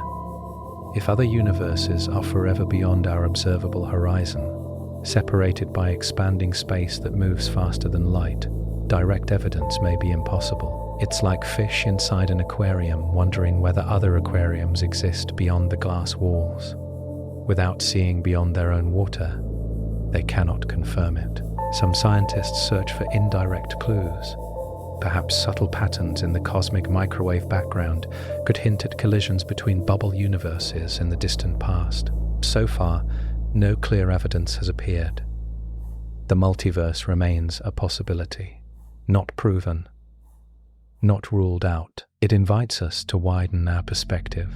Instead of imagining reality as a single stage with one story, we consider the possibility of many stages, many stories unfolding independently. If the observable universe contains hundreds of billions of galaxies, and each galaxy contains hundreds of billions of stars, then our universe already feels enormous. If that entire universe is just one bubble among countless others, the scale grows beyond imagination. It becomes almost like trying to count grains of sand on every beach on Earth, and then realizing there may be entire beaches beyond those you can see. But here is something grounding. Even if other universes exist, we live in this one. The laws of physics here shape everything we know. The stars we see, the atoms in our bodies, the light from distant galaxies, all belong to this cosmic bubble. The multiverse idea does not make our universe smaller in meaning. It may simply make reality larger in scope. Whether there is one universe or many, the question of beginnings remains powerful. Did inflation create many bubbles? Are we one of countless cosmic islands, drifting in a vast ocean of possibility? For now, we do not know. But the idea gently reminds us that our view, no matter how wide it seems, might still be part of something even greater, a bubble in a cosmic foam, a single chapter in a much larger story. When we ask how the universe began, the word nothing often appears. Did the universe come from nothing? It sounds simple, Either there was something before, or there was nothing. But in physics, the word nothing is more complicated than it seems. In everyday life, nothing means empty. An empty room, an empty box, a clear sky with no clouds. But even the emptiest room still contains air.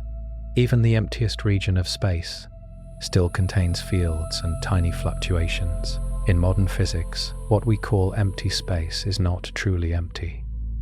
It has structure.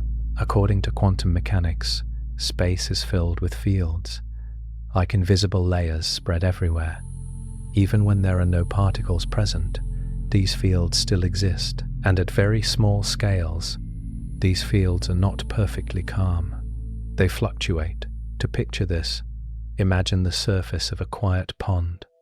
From a distance it looks still, but if you look closely, tiny ripples constantly appear and disappear. Quantum fields behave in a similar way. Even in what we call vacuum, tiny pairs of particles can briefly appear and vanish. They pop into existence for a fraction of a second and then annihilate each other. This happens everywhere, all the time. It is called quantum fluctuation. The timescale is incredibly short, so short that if 1 second were stretched to the age of the universe, 13.8 billion years, these fluctuations would still be almost invisible in comparison. Now here is the intriguing idea. Some physicists suggest that the entire universe might have begun as a quantum fluctuation, not from absolute nothingness, but from a quantum vacuum, a state with no classical matter, but with underlying fields. In certain models, a tiny fluctuation could grow under the right conditions. Imagine a small bubble forming in boiling water. Most bubbles collapse quickly, but occasionally one grows larger. In inflationary theory, a tiny region of space with a certain energy configuration could begin expanding rapidly. Once inflation starts, it can stretch that tiny region into something enormous. So a universe might begin from a very small, unstable state. But how small? Smaller than an atom, smaller than a proton, possibly as small as the Planck length, the smallest meaningful length scale in physics. The Planck length is about 1/10 of a trillionth of a meter, a decimal point followed by 34 zeros, and then the number 16. If an atom were the size of a solar system, the Planck length would still be far smaller than anything we could picture within it. At that scale, our current understanding of space and time breaks down. Some theories suggest that space itself might be quantized, made of tiny discrete units, like pixels on a screen. If so, the nothing before the universe might not have been empty in the ordinary sense. It might have been a quantum state without classical space and time. Another idea proposed by physicists like Alexander Vilenkin is that the universe could have tunneled into existence. Quantum tunneling is a real phenomenon. In quantum mechanics, particles can sometimes pass through barriers they do not have enough energy to cross in classical physics. It's like a ball rolling toward a hill that is too high to climb, yet somehow appearing on the other side anyway. On small scales, this happens. If the universe is governed by quantum rules at its earliest moments, perhaps it could tunnel from a state with no classical space into one with space and time. This does not mean the universe popped out of a magician's hat. It means that the laws of quantum physics might allow spontaneous beginnings under certain conditions. But then a deeper question appears. Where did those laws come from? Even if a universe can arise from a quantum vacuum, the vacuum itself follows rules. It has structure, so does that count as nothing? It becomes clear that nothing in physics is rarely absolute nothingness. It is usually a lowest energy state within a larger framework. Still, the idea that the universe could emerge from a quantum fluctuation is powerful. It suggests that beginnings might not require a classical cause in the way we expect. In everyday life, causes precede effects. A match lights because someone strikes it. A wave forms because wind pushes water. But quantum events can occur without a clear classical cause. They are described by probabilities rather than certainties. On very small scales, nature behaves in ways that feel less intuitive. If the early universe was governed by quantum laws, then perhaps its beginning did not need a trigger in the usual sense. It could have been allowed by the rules of quantum reality. This does not remove mystery. It shifts it into deeper layers. Instead of asking what caused the Big Bang, we ask what allowed quantum laws to exist. But even here, we can pause. The idea that something as vast as the universe, containing billions of galaxies, each with billions of stars, could trace its origin to a tiny quantum fluctuation is humbling. From a ripple in a quantum field to a cosmos stretching billions of light years. If the observable universe is about 93 billion light years across today, that means light traveling at nearly 300,000 kilometers per second would need 93 billion years to cross its full diameter. And yet, all of that vastness might have begun from something smaller than we can meaningfully imagine, from fluctuations in a vacuum that is not truly empty, from rules written into the fabric of quantum fields. Whether or not this idea turns out to be correct, it shows how deeply modern physics has reshaped our understanding of nothing. Nothing may not be empty silence. It may be a quiet sea of potential, where even the smallest ripple can grow into a universe. As we follow the universe backward in time, past galaxies, past stars, past atoms, we eventually arrive at a limit. The equations begin to strain. Density rises, temperature rises, curvature of space increases. And then, according to the mathematics of general relativity, everything becomes infinite. An infinite density, an infinite temperature, an infinitely small point. This is what is called a singularity. But what does that really mean? In simple terms, a singularity is a place where our current equations break down. It does not necessarily mean that something physically infinite exists. Instead, it often signals that our model is incomplete. Imagine using a map designed for a small town to navigate an entire continent. At first, it works fine, but eventually, the roads stop. The map ends, not because the land ends, but because the map does.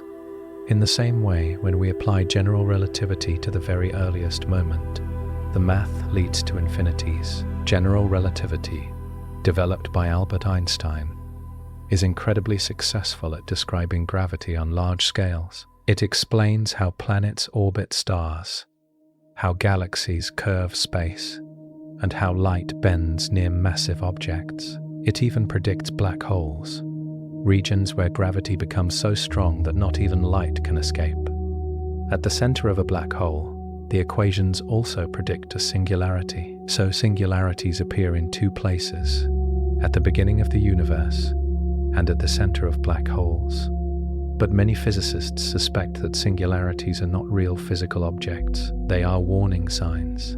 To understand why, think about dividing a number by smaller and smaller amounts. If you divide 1 by 1, you get 1. Divide 1 by 0.1, you get 10. Divide 1 by 0.01, you get 100. As the denominator gets closer to 0, the result grows larger and larger. If you divide by 0 exactly, the result becomes undefined. It shoots toward infinity. That does not mean infinity physically appears. It means the operation no longer makes sense. When the equations of general relativity predict infinite density at time 0, many scientists believe this signals that we are using the wrong tool at that scale.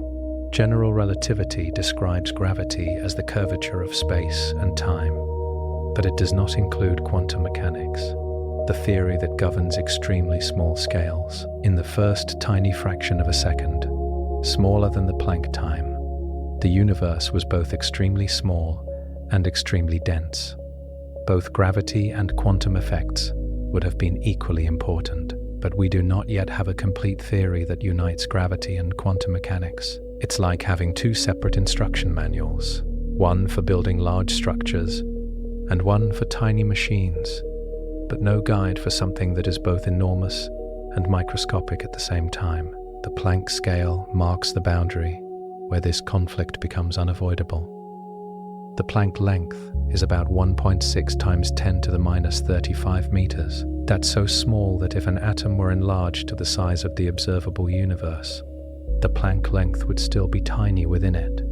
The Planck time is about 10 to the minus 43 seconds. That's a fraction of a second so brief that if 1 second were stretched to the age of the universe, 13.8 billion years, the Planck time would still be almost invisible. At scales smaller than this, our current understanding fails.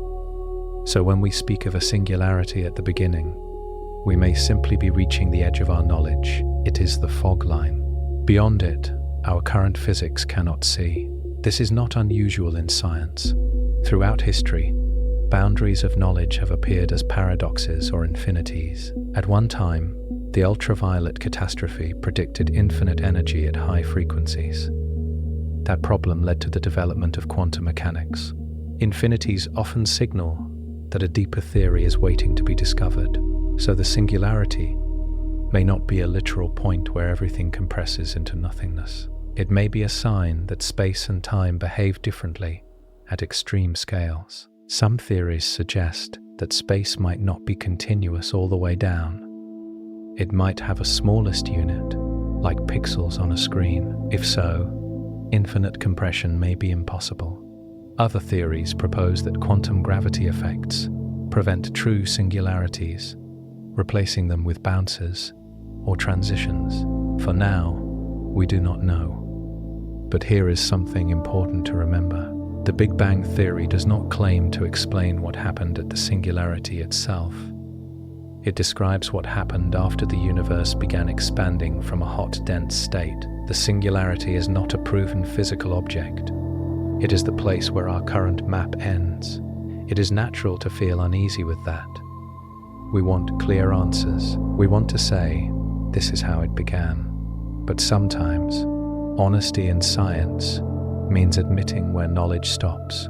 The singularity is not a wall we have reached and touched. It is more like a horizon. Just as you cannot see beyond the curve of Earth from where you stand, we cannot yet see beyond the earliest fraction of a second. Our instruments measure light from 380,000 years after the beginning.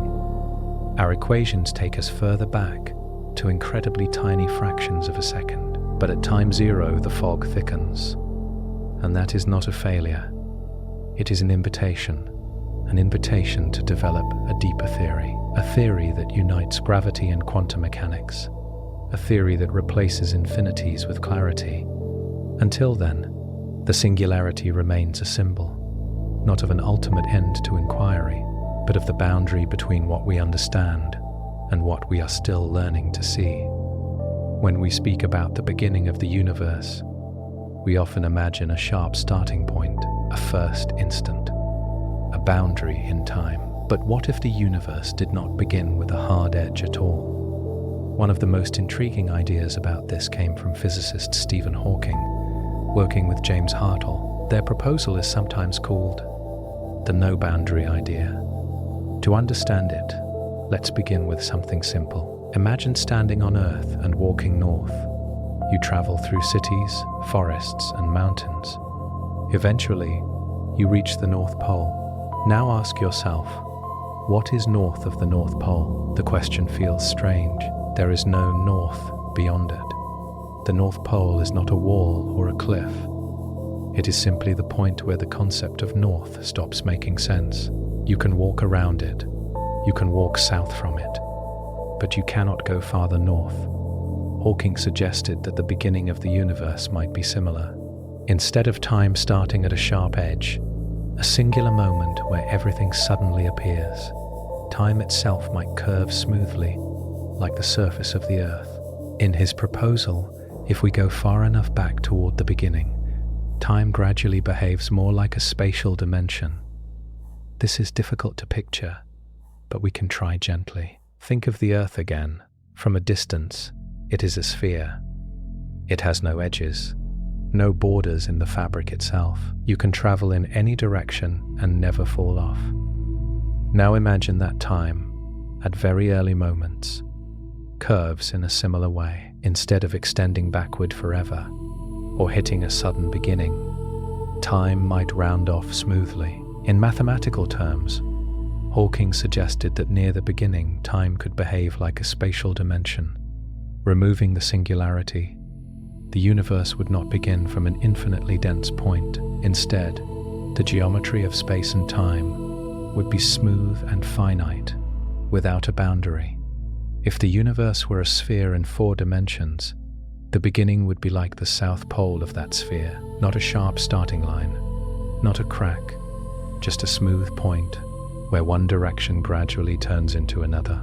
This removes the need for a before, because if time behaves differently near the beginning, asking what happened before may be like asking what is north of the North Pole. The question simply may not apply. In this model, the universe is finite, but has no edge. Finite means it has a measurable size, just as the surface area of Earth is finite. But no boundary means there is no sharp edge where it suddenly stops. You might ask, how does this help with the singularity problem? In general relativity, running the equations backward leads to infinite density at time 0. But in the no-boundary proposal, quantum effects smooth out that infinite point. Instead of a singularity, the beginning becomes a smooth transition. It's like imagining a cone with a sharp tip. That tip represents the singularity. Now imagine rounding the tip into a smooth curve.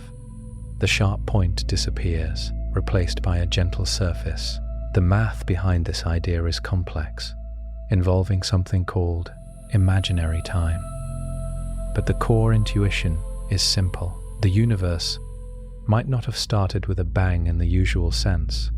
It might have emerged from a timeless state, where the distinction between space and time was blurred. Picture a frozen lake at dawn. As the sun rises, the ice slowly melts, and water begins to move.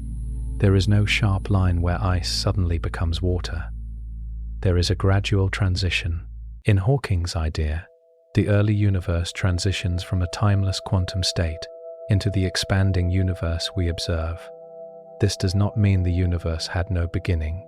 It means the beginning may not be a boundary in the way we imagine. Instead of a sharp edge in time, there could be a smooth geometry. If the observable universe today is about 93 billion light-years across, that vast expanse could have grown from a tiny, smooth quantum state without ever passing through an infinite point. The idea is elegant. It removes the need to ask what happened before the beginning. It avoids infinities. It treats the universe as a self-contained whole. But like many ideas at the edge of physics, it remains difficult to test directly. We cannot travel back to observe the earliest moment. We rely on mathematical consistency and indirect evidence from the cosmic microwave background and large-scale structure. Still, the no-boundary proposal offers a gentle way to think about beginnings, not as a sudden explosion from nothing, not as a dramatic tearing open of reality, but as a smooth unfolding, a universe without a sharp edge in time. It is comforting in a quiet way. Just as the earth has no edge you can fall from, perhaps the universe has no temporal cliff where existence suddenly drops into nothingness. Instead, the beginning might be woven into the fabric of space and time itself. A curved geometry, a smooth origin, a place where the concept of before simply fades away, like north dissolving at the pole. And from that smooth beginning, expansion carried everything forward, toward stars, galaxies, and eventually toward us. When we try to understand the very beginning of the universe, we run into a problem. General relativity explains gravity and the large-scale structure of space beautifully. Quantum mechanics explains the tiny world of particles just as beautifully. But at the beginning, when the universe was both incredibly small and incredibly dense, both sets of rules should apply at the same time. And right now, they do not fully fit together. So physicists have searched for a deeper framework, something that unites gravity and quantum mechanics into one consistent picture. One of the most ambitious attempts is called string theory. At first glance, string theory sounds almost poetic. Instead of imagining particles as tiny point-like dots, it suggests that the fundamental building blocks of reality are tiny vibrating strings, not strings like guitar strings you can see and touch. These would be unimaginably small, far smaller than protons. If a proton were the size of the sun, a fundamental string would still be much smaller than a grain of sand by comparison. These strings vibrate at different frequencies, and the way they vibrate determines what kind of particle they appear to be. One vibration pattern might correspond to an electron, another to a quark, another to a particle that carries force. It's a bit like a musical instrument. When you pluck a string on a guitar, it can produce different notes depending on how it vibrates. The same string, different vibrations, different sounds. In string theory, the universe's particles are like different notes played on tiny cosmic strings. Why is this helpful? Because string theory naturally includes gravity. One of the vibration modes behaves like the particle that carries gravitational force, called the graviton. In this way, gravity is not added in from the outside. It emerges from the same underlying strings. But string theory brings something unexpected with it: extra dimensions. In everyday life, we experience 3 dimensions of space: length, width, and height, and one of time. But string theory suggests that additional spatial dimensions may exist. Not large ones you could step into, but tiny ones curled up at extremely small scales. To imagine this, think about a garden hose lying on the ground. From far away, the hose looks like a simple one-dimensional line. But if you zoom in closely, you see that it has a circular cross-section. There is a second dimension wrapped around it. Similarly, the universe might have additional dimensions that are curled up so tightly that we do not notice them. These extra dimensions could be incredibly small, on the scale of the Planck length, about 10 to the minus 35 meters. That is so small that if an atom was stretched to the size of the observable universe, the Planck length would still be tiny within it. Why would extra dimensions matter for the beginning? Because the geometry of these hidden dimensions could influence how our universe formed.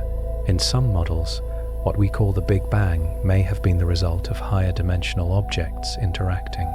For example, imagine 2 large invisible sheets floating in a higher dimensional space. If they collide, energy could be released at the point of contact. That collision could look like a Big Bang from within one of those sheets.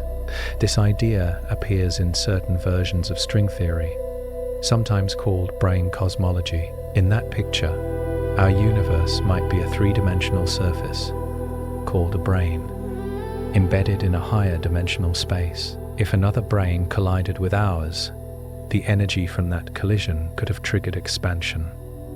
It's like 2 soap bubbles brushing against each other. The contact region could produce ripples that spread outward. Of course, this is highly theoretical. We have not observed extra dimensions directly, but physicists look for hints. If extra dimensions exist, they might slightly change how gravity behaves at very small distances. Experiments attempt to measure gravity with extreme precision, searching for tiny deviations. So far, no clear evidence has appeared. Still, string theory offers a vision of reality that is unified and elegant. Instead of many different particles and forces, everything arises from the vibrations of tiny strings in a multi-dimensional space. And in that framework, the beginning of the universe might not be a singular point in 4-dimensional space-time. It might be part of a richer structure involving hidden dimensions and deeper geometry. It's humbling to imagine that what we perceive as all of space might be only part of a larger structure, just as a 2-dimensional being living on a flat surface might be unaware of height. We might be unaware of dimensions beyond our direct experience. If the observable universe is about 93 billion light-years across, that vast expanse might still be only a slice of a higher dimensional reality. But here is something grounding. Even if extra dimensions exist, even if strings vibrate beneath everything, the stars still shine, galaxies still rotate, and gravity still shapes the cosmos we see. The deeper layers of theory do not erase the beauty of what is visible. They simply suggest that beneath the surface, reality may be even richer than we imagine. At the beginning of the universe, when scales were tiny and energies were enormous, those hidden dimensions and vibrating strings, if they are real, may have played a crucial role. The Big Bang might not have been the ultimate foundation. It might have been a ripple in a deeper structure, a vibration in a cosmic instrument whose full shape we are still learning to hear. When we think about the beginning of the universe, we often imagine a timeline. First this happened, then that happened, then stars formed, then galaxies. Time feels like the steady thread holding everything together. It moves forward. It carries memories from past to present. It allows change. But what if time is not as basic as we think? What if time itself is something that emerges, something that appears only under certain conditions? To understand this idea, let's begin with something familiar. Think about temperature. Temperature feels real. We can measure it with a thermometer. We can feel it on our skin. But temperature is not a fundamental object on its own. It emerges from the motion of many tiny particles. If you look at a single molecule, it does not have a temperature by itself. Temperature only makes sense when many molecules move together. In that way, temperature is an emergent property. Some physicists wonder if time might be similar. Maybe time is not a fundamental building block of reality. Maybe it arises from deeper, more basic relationships. In everyday life, time feels smooth and continuous. Seconds tick by evenly. Clocks measure its flow. But when we look at quantum mechanics, the theory governing the smallest scales, time behaves differently. At the quantum level, the equations that describe particles often do not have a built-in direction of time. Many of them work the same whether you run them forward or backward. Imagine watching a video of two billiard balls colliding. If you reverse the video, it still looks physically possible. The equations do not care which direction time flows. But in real life, we experience a clear direction. We remember the past. We do not remember the future. Ice melts in a warm room. It does not spontaneously form from puddles. This direction of time is often connected to entropy, the measure of disorder. Entropy tends to increase. If you drop a stack of papers, they scatter randomly. They do not jump back into a neat pile on their own. The early universe had very low entropy. It was smooth and orderly. As it expanded, entropy increased. Structures formed. Stars burned fuel. Energy spread out. So perhaps the flow of time is tied to this increase in entropy. Time's arrow, the sense of forward movement, may not be built into the deepest laws of physics. It may arise from the overall condition of the universe. Now consider something even more radical. In some approaches to quantum gravity, time does not appear at the most fundamental level at all. The basic equations describe relationships between configurations, possible states of the universe, but do not include a ticking clock.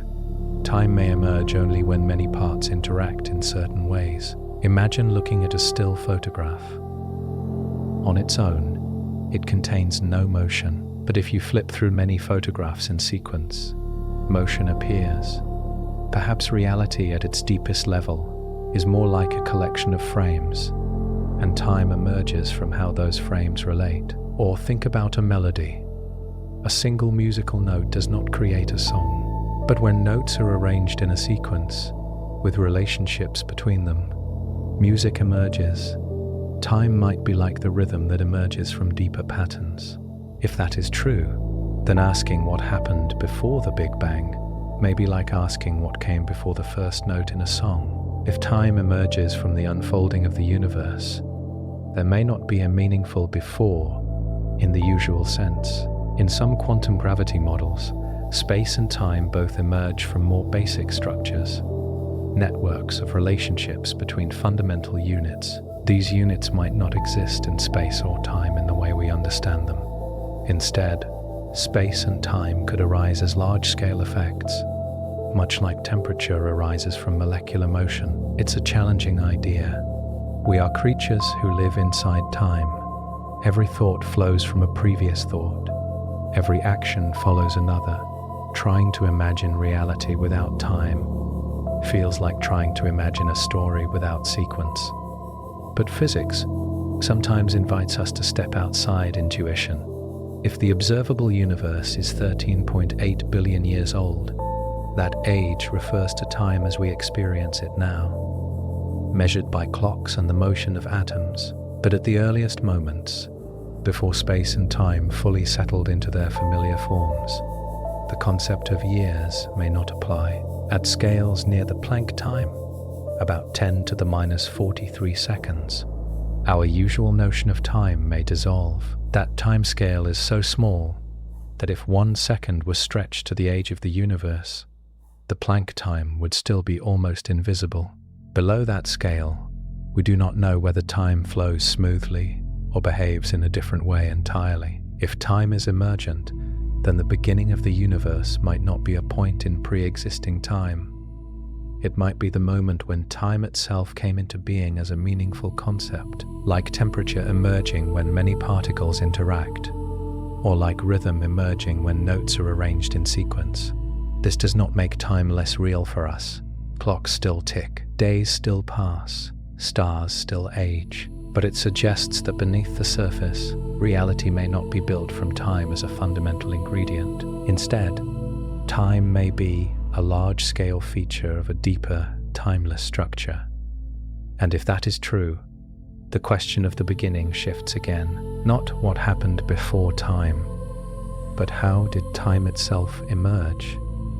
A subtle shift, a reminder that even the most familiar parts of our experience, like the steady passing of moments, may have deeper origins in the hidden architecture of the cosmos. When we look at the universe today, it feels balanced.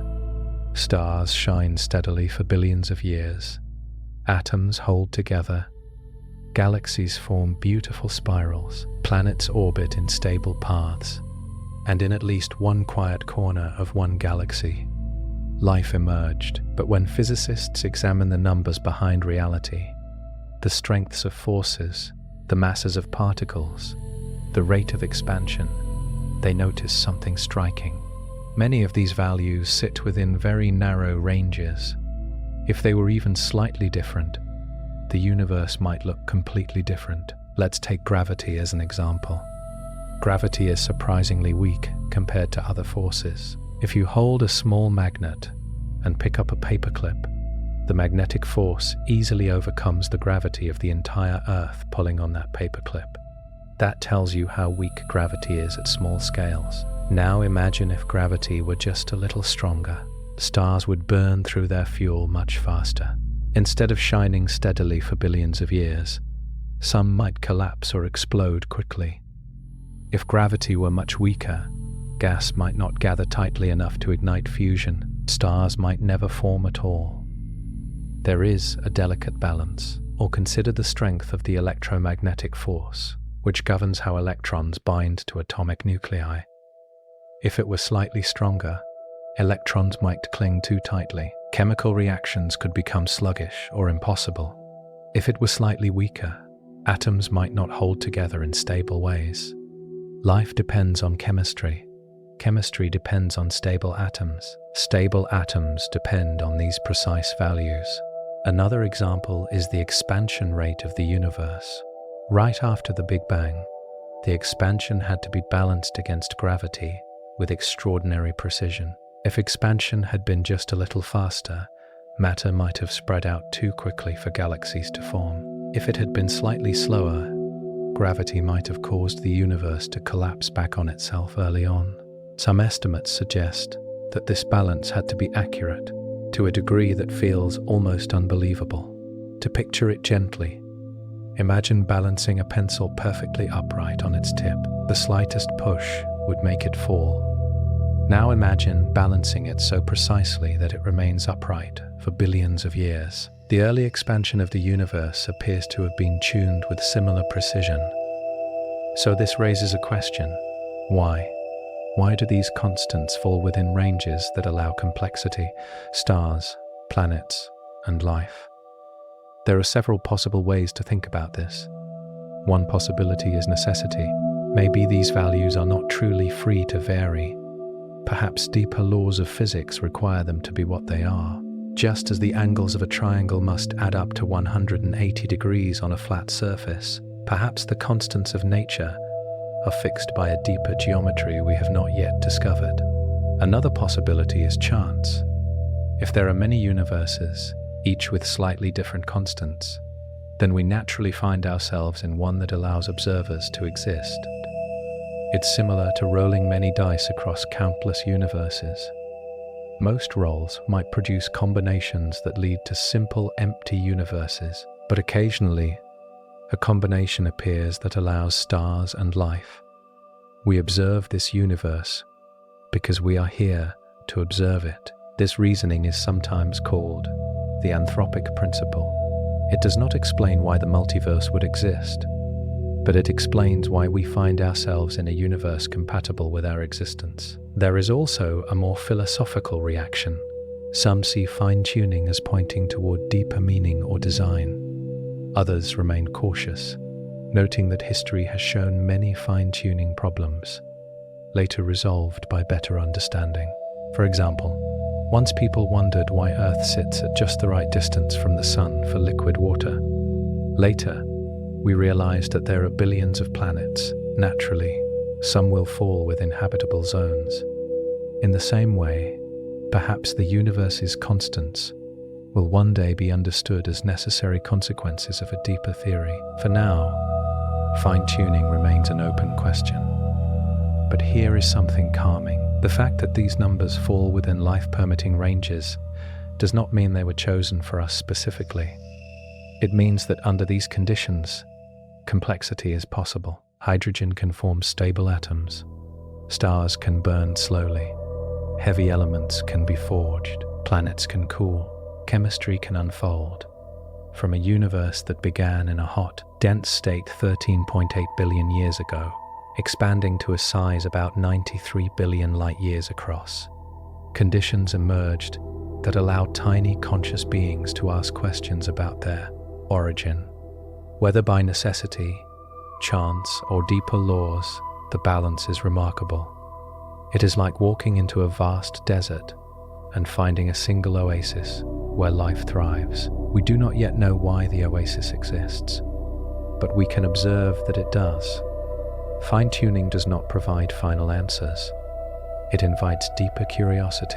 It reminds us that the universe's structure is not random chaos. It follows precise rules that allow stars to shine for billions of years, rules that allow carbon atoms to form chains long enough to build living cells, rules that allow consciousness to arise and reflect on the cosmic story. Whatever the ultimate explanation may be, the delicate balance of forces and constants has shaped a universe capable of complexity.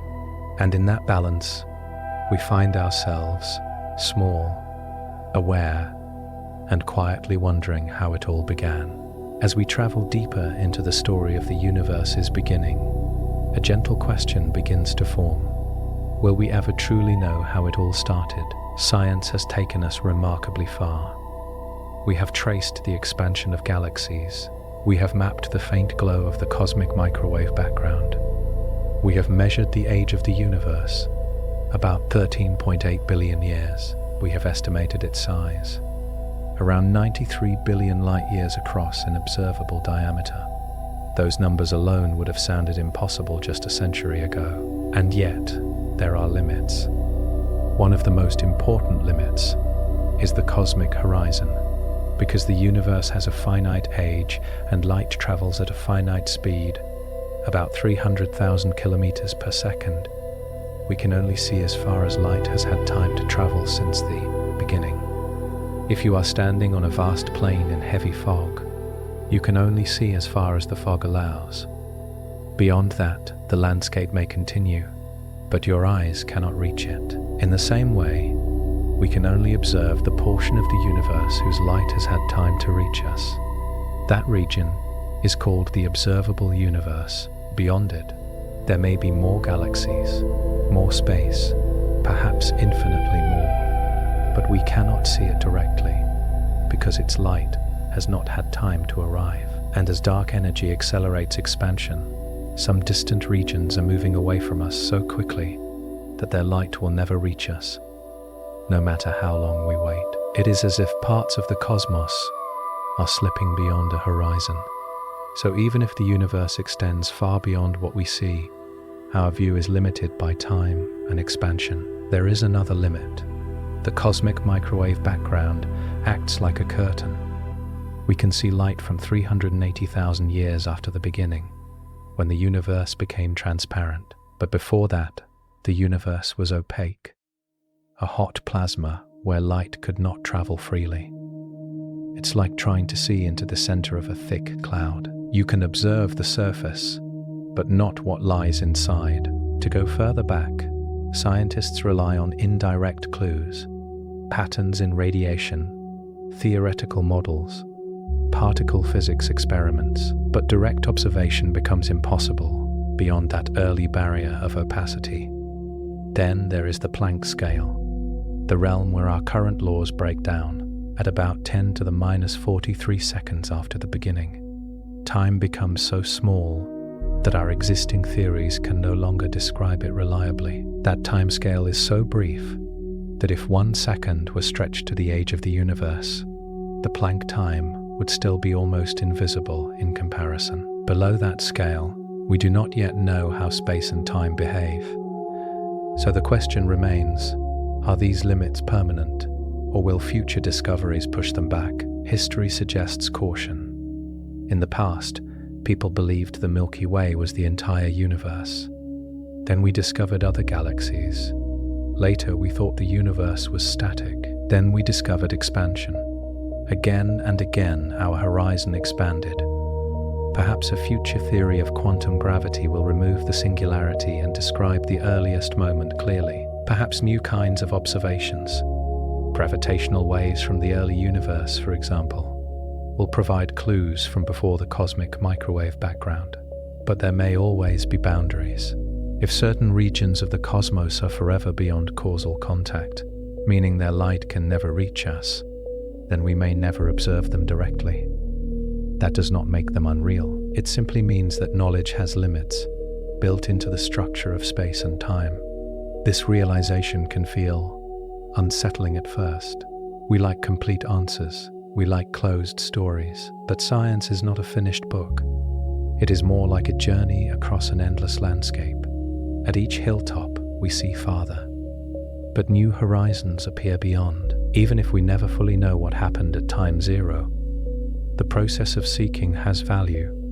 Each step teaches us more about the laws of nature. Each discovery reshapes our understanding of reality. It is remarkable that beings made of atoms, formed in stars born billions of years after the beginning, can measure cosmic background radiation and calculate the age of the universe. We may not yet know what preceded the Big Bang. We may not know whether there was a bounce, a multiverse, or a smooth, no-boundary origin, but we know that galaxies move away from us. We know that the universe was once hotter and denser. We know that tiny fluctuations grew into cosmic structure. That alone is extraordinary. Perhaps some answers will remain beyond reach. Just as you cannot see beyond Earth's curvature from where you stand, there may always be a cosmic curve beyond which we cannot look. But the desire to understand, that quiet curiosity, has carried us from myth to measurement. Even if the full beginning remains hidden, the path toward it continues.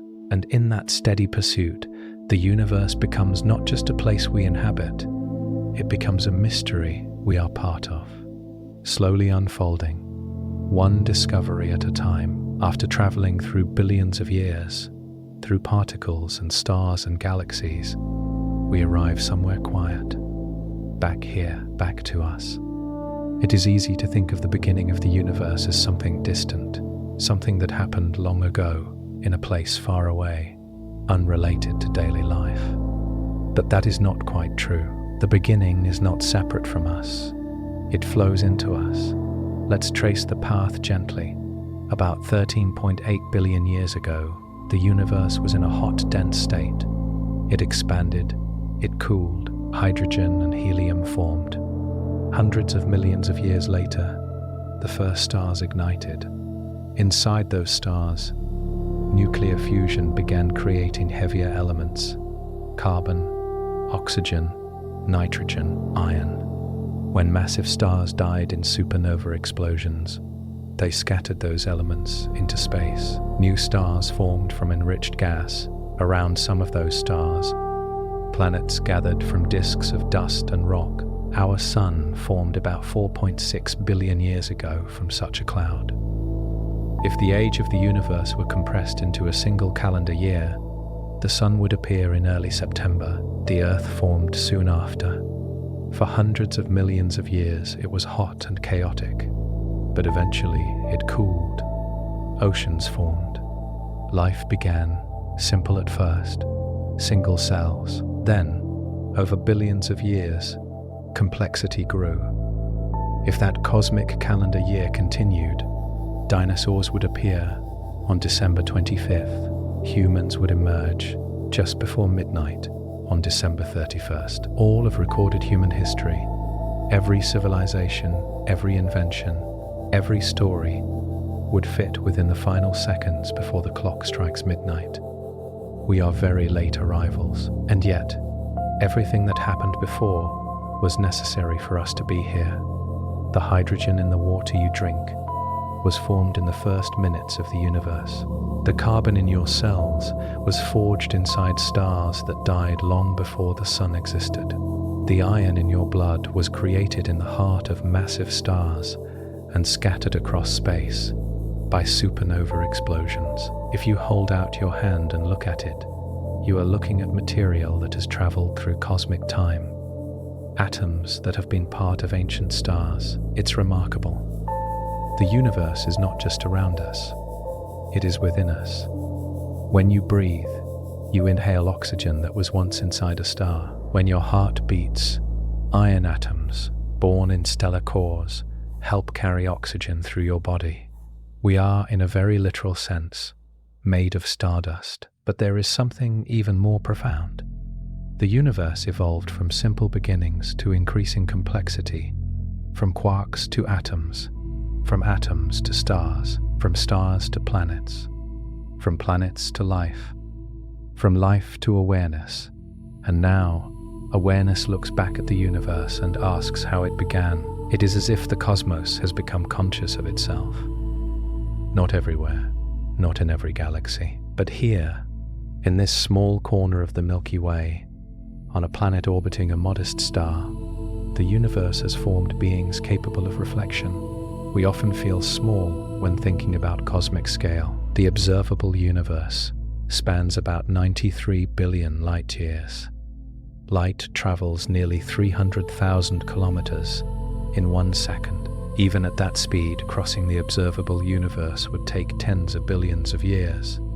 Compared to that, a human lifetime, perhaps 80 or 90 years, feels like a brief spark. That small does not mean insignificant. A single neuron in the brain is tiny, yet millions of neurons together create thought. In the same way, small conscious beings can carry meaning. The beginning of the universe was not just the start of stars and galaxies. It was the beginning of a long unfolding that led to complexity, and eventually to minds capable of asking questions. And that may be one of the most beautiful outcomes of all. We are not separate from the beginning. We are its continuation. The expansion that began billions of years ago still shapes the motion of galaxies. The fusion that first ignited in early stars continues in our sun, warming Earth and powering life. The laws of physics that governed the first fraction of a second still operate in every atom around you. When we ask, how did the universe really begin? We are not standing outside the story. We are part of it, Our curiosity is part of the universe's unfolding. Perhaps we may never know every detail of the first moment. Perhaps the singularity will remain beyond reach. Perhaps deeper layers of reality will continue to surprise us. But even without final answers, something remains clear. From a hot, dense beginning, smaller than we can meaningfully imagine, the universe grew vast enough to hold hundreds of billions of galaxies. Within one of those galaxies, a small blue planet formed. On that planet, life arose, and from that life came beings who look up at the night sky and wonder. That wonder is not separate from the Big Bang. It is one of its outcomes. The atoms in your body are ancient. The light reaching your eyes from distant stars began its journey before humans existed. And the question that started everything, the question about where it all came from, continues quietly inside us. The beginning is not just behind us in time. It lives within us. Every heartbeat, every breath, every moment of quiet curiosity beneath the stars.